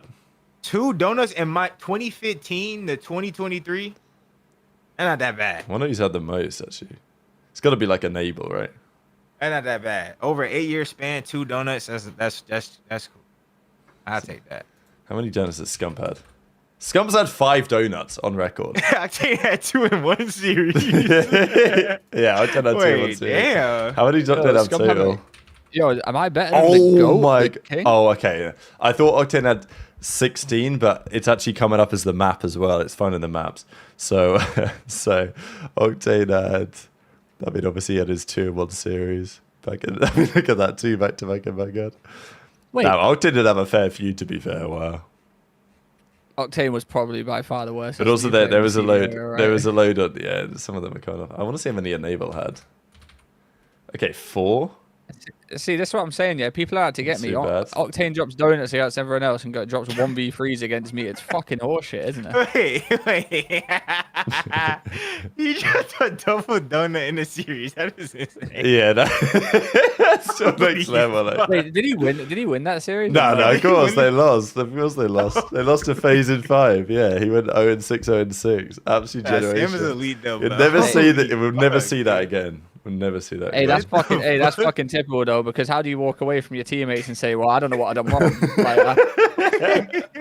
Like if I go 006, I'm being like, "Yo, who done our strats, bro?" Because like I don't know where you got me playing, but like you're not using me to my best of my abilities. Like I need to be over there where he's got 7 kills. I need to be that side because where you got me over here 0. I went 0-12. No, I don't like that. The next donut after Octane was Jimbo. He was the next one to drop one. Fucking hacking piece of shit. Whoa! You forgot what I told you. He's whooping ass. Yo, my bad. Yo, it just came out. He's That was like an coming. aggressive one. That's why I'm He's tired. coming Yo, back, Jimbo, man. I mean it. Jimbo, I mean it. Hands up. Yo, even though we're live, can we cut that? Yeah, we'll go. It's all good. We got that covered. Damn, Octane's going crazy with the donuts actually, because he had that double donut where he went 0-6, 0-6. He had another 0-9 that year against Opticon Bacage. 0-9? He went 0-9 against Opticon Bacage. Yeah, that's one of the all-time greats. He's up there. Listen, he's got to be on par with one of the worst S&D players, like when it comes down to like donut wise. 0-9. Nah, Nicky D is him. Yeah, Nicky D is him for the 0-11. No one's ever done that before. The 0-11 for the 0-11 for because the you know map win, though. the worst thing is 0-11. You know he's gone last round. Yeah, And yeah, they you won know the he's map. gone last I think. round. I think they won the map. You know he's gone last round and just thrown up the bullshit the last round too. Like, what have you done in the last round? Like, that's where champions are made. Yeah. I wanna see his arrow on that mini map, man. Was it? Nicky D's underrated, man. I know the real Nicky D, the old Nicky D, bro. Yo, he was gross at jetpacks. On booters. I mean, booting's not cheating. You just got booted offline. Listen, S&D was weird back in the day, right? I mean, it's still weird today. You beat someone in an S&D, they rang up your mum. Oh my god, he hopped the bomb. There is no way he actually did that. Round 11. Wow, so Nick is him, bro. that's insane. Like, he's 0-10. He's 0-10 final rounds. Apathy 1v3. And he hops the bomb. He tries to get it down. Yeah, I respect it, man. And then he got traded. Wow. Oh my god, look at it. Look at him in the foreground there. He couldn't believe it. Nashville 2014. Again, it's like, are we ever going to see that again? An 0-11 in search for the win. Wow. Yo, Nick stood up and said, I'm him. Absolute performance. It's amazing. Go get beat. Nah, listen, if you got booted back in the day from an S&D tournament, listen, my whole shit was off for a week. I got booted that badly back in the day. Man, there are some kind of recent ones on here. Two Wheel went 0-10 on Embassy in Modern Warfare 2. Roxas had 2 0-9s last year. Roxas did. Damn. Right, people be throwing it up, Don. Sit Yeah. back, get a kill. Listen, If I'm on a donut, bro, I'm the team strats. What are they? I gotta get a kill. The team strats suck if I ain't got no confidence. Yeah, true. We've got to lock in. All right, let's do shit of the week and then we'll call it a day. Sound like a good plan? Sounds like a good plan. I mean, I found a few clips here. So it's probably, I think, because I saw the Spart sniper one, so I'm gonna get rid of one of these. I'm gonna get rid of this one, I think. It's all right. We got 5. I mean, the first one, I don't know if it really counts, but like this is because it happened disguised twice in one series. Actually, no, it wasn't even disguised. It was Mumba the second time, but it was just Mumba getting fucking taken for the back by Shotzi again. So I put one of these in here, but I don't really think these, you know. It's crazy that Shotzi just thinks of doing that. Because I'm shooting him. But Shotzi's so smart. Like, it takes him out the game for even longer. You know what I'm saying? He can't do anything. Yeah, it is the right play. These aren't like shit-ons. You know what I'm saying? Like, this would be a 5. But yeah, it's like an such a honorable smart mention, really. play. Yeah. Yeah. And like he did the same thing with Skies earlier in the series. That one gets maybe an honorable mention. This one was, I think it was against Flames. This is Kips here for the Huntsman. They're watching him play. He's in a 1v1 and he needs to defuse the bomb with like 10 seconds on the clock. He just pops up and rips Flames off the heady, which is actually pretty disgusting, to be fair, here on Den.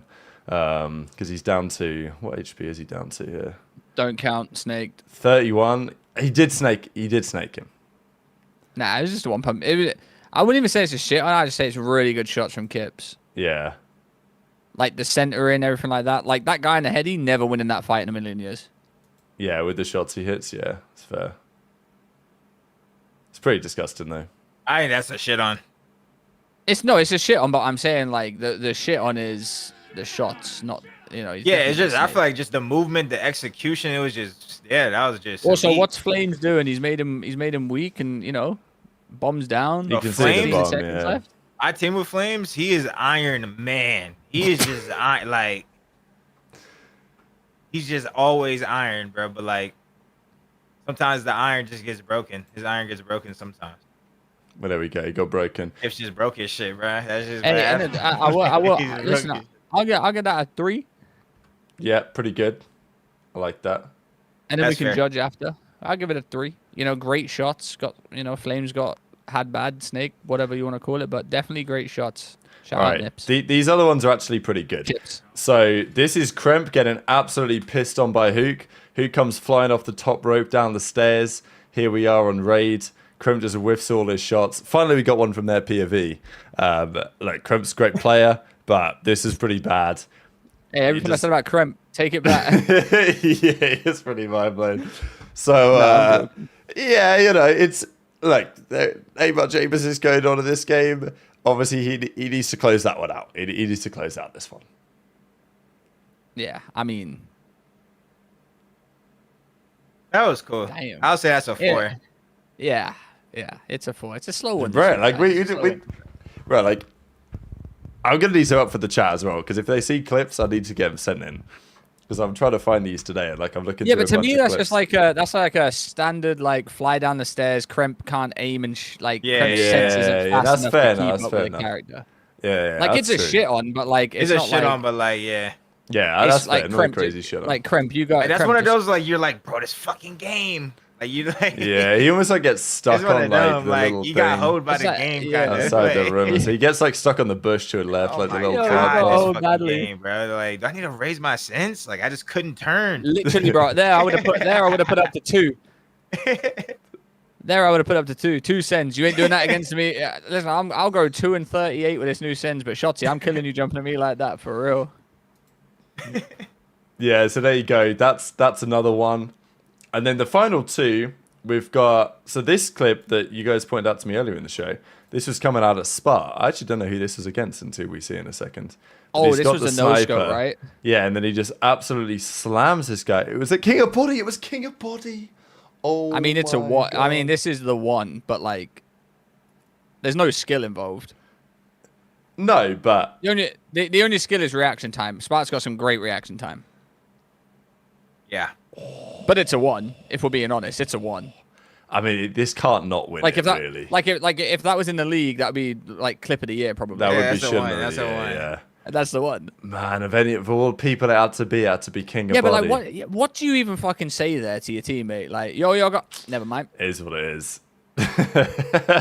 Yo, listen, You don't say nothing to him. You just lose respect for him, even though they got trick shot. Like, damn, I just watched my nigga get trick shot. Yo, bro. Like, yo, he'll low never be key, the same yo, after this, bro. low key. If I saw my teammate do that, I'm on the blower. Yo, we gotta get rid of this guy, bro. Yo, This guy, bro. yo, this That's guy's like just gone on. This guy's just gone on phase 5 in a fucking This guy professional just match. got We need to get him 360, gone. bro. What the fuck? Oh man, that's I such have an never insane gotten clip. 360 to my fucking life. I done played for 10 years, over 10 years. You would never got let hit with that some- happen to you, Donna. Never. This is what I'm Never. saying. Like he has been royally fucking pissed on. It was RNG, but at the same time, Yeah, like it's- when you it's- watch that's it what back I'm over and over, it looks smooth, bro. Yeah. Hey, look, he just smoked this shit. Listen, like you said, it's RNG. Like you put him in that situation over 50 times, he probably doesn't Yeah, get him once. yeah. But listen, Spartan needs to put the lottery on. The lottery, get it on right now. Yeah, you're gonna be a millionaire by tomorrow. King of Bodhi, you need to not put the lottery on. Keep yourself locked away in that room, bro. Because do not leave. You're getting shit on by a bird and everything. I'm telling you. You used up all this bad luck anyway. So there you go. Yeah. That's probably the champion. The final contender is this one. Nice little two-piece coming out of Purge. It's just looked pretty disgusting from his POV. I think if you're Slasher, you're probably thinking, I got pissed on here. I mean, Slasher did get pissed on, to be fair, out of the top window. He guns Nero. Purge hits him with the little jump ski. I think it was a shit on for sure. From Slasher's POV, it wouldn't look insane. And also, Purge wasn't weak. He was a touch weak, which makes a little difference. But I'd give that. I'd say that's number 2 though. That's a hard. I think gunfight. this is number 2 personally. Yeah, This is a hard gunfight. Like really hard. It's a disgusting gunfight. Like, I think I this don't- would have I don't won it think- if not for the Yeah, no-scope. it's not something to scream about. It's like, if Don, me and you would just say that's tippable. That's Yeah. tippable shots. That's a great win. movement. tippable shots. I got hyped when I saw this. Yeah, but you ain't like us, Rav. You ain't like it. Me and Don used to do this for breakfast, lunch, and dinner. I don't think Slash was expecting that one though. So yeah. Well, that's a type of chal I would do in a scrim, Boy, Don. Austin, man. That's the type of chal I that do in a checks Austin the scrim. fuck out, bro. Yeah, if he check killed him Austin out. like that in 2017, Austin would have stopped calling out for the rest of the map and tweeted him that you'll fucking never do that on fucking land. I'll literally give you everything in my bank account. You fucking win that on land. That's literally what he was saying, bro. He probably, yo. I don't know what he's you saying are- now, you but are that's so- what the you are old so- head was saying. You are so right, bro. Someone done that to Austin back in the day, bro. He'd end the game and stop scrimming him. Yeah. What? Why am I wasting my time with these new gens? These new kids have got no That checked respect him the these fuck days. out.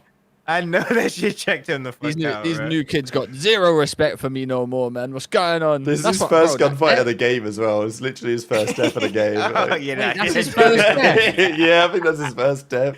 I checked him. Yo, the fuck you out. I checked you him the already fuck know out. Purge saw his name. That's how these new kids think, bro. They see Yeah, an older check the guy and fuck they see an older guy. They go, I'm how can I challenging him." disrespect? It's like, he- How can I disrespect this guy the most way possible? Austin was checked the whole map. If this is his first, if this is my first death, yeah, I'm calling. Yo, refs, I'm lagging. I got packet loss. End the game real quick. I got solo sign out. Well, they wanted to lose the map, so not shocked about that. So yeah, Slasher narrowly avoids shit another week, but congratulations to King of Body, who got absolutely pissed on by Spart. He is the week 3, or I guess week 1 of the CDL era, shit of the week champion. Then it goes to this clip with Spart, 90 degree, kind of, no scope in, King of Bodhi, straight out of the lobby, and going on to win the tournament. So not only an incredible shit on, but also a key moment in the tournament. So congratulations, Bush Gaming. And there we have it, ladies and gentlemen. That is pretty much going to do it for Dope Check episode number 79, I think we did today. It's been a pleasure, gents. Last week we had the pre-show we did on the Friday before everything. This Friday, I'm going to be in Poland for that competition I was talking earlier. So we'll try and find a way to make some stuff happen.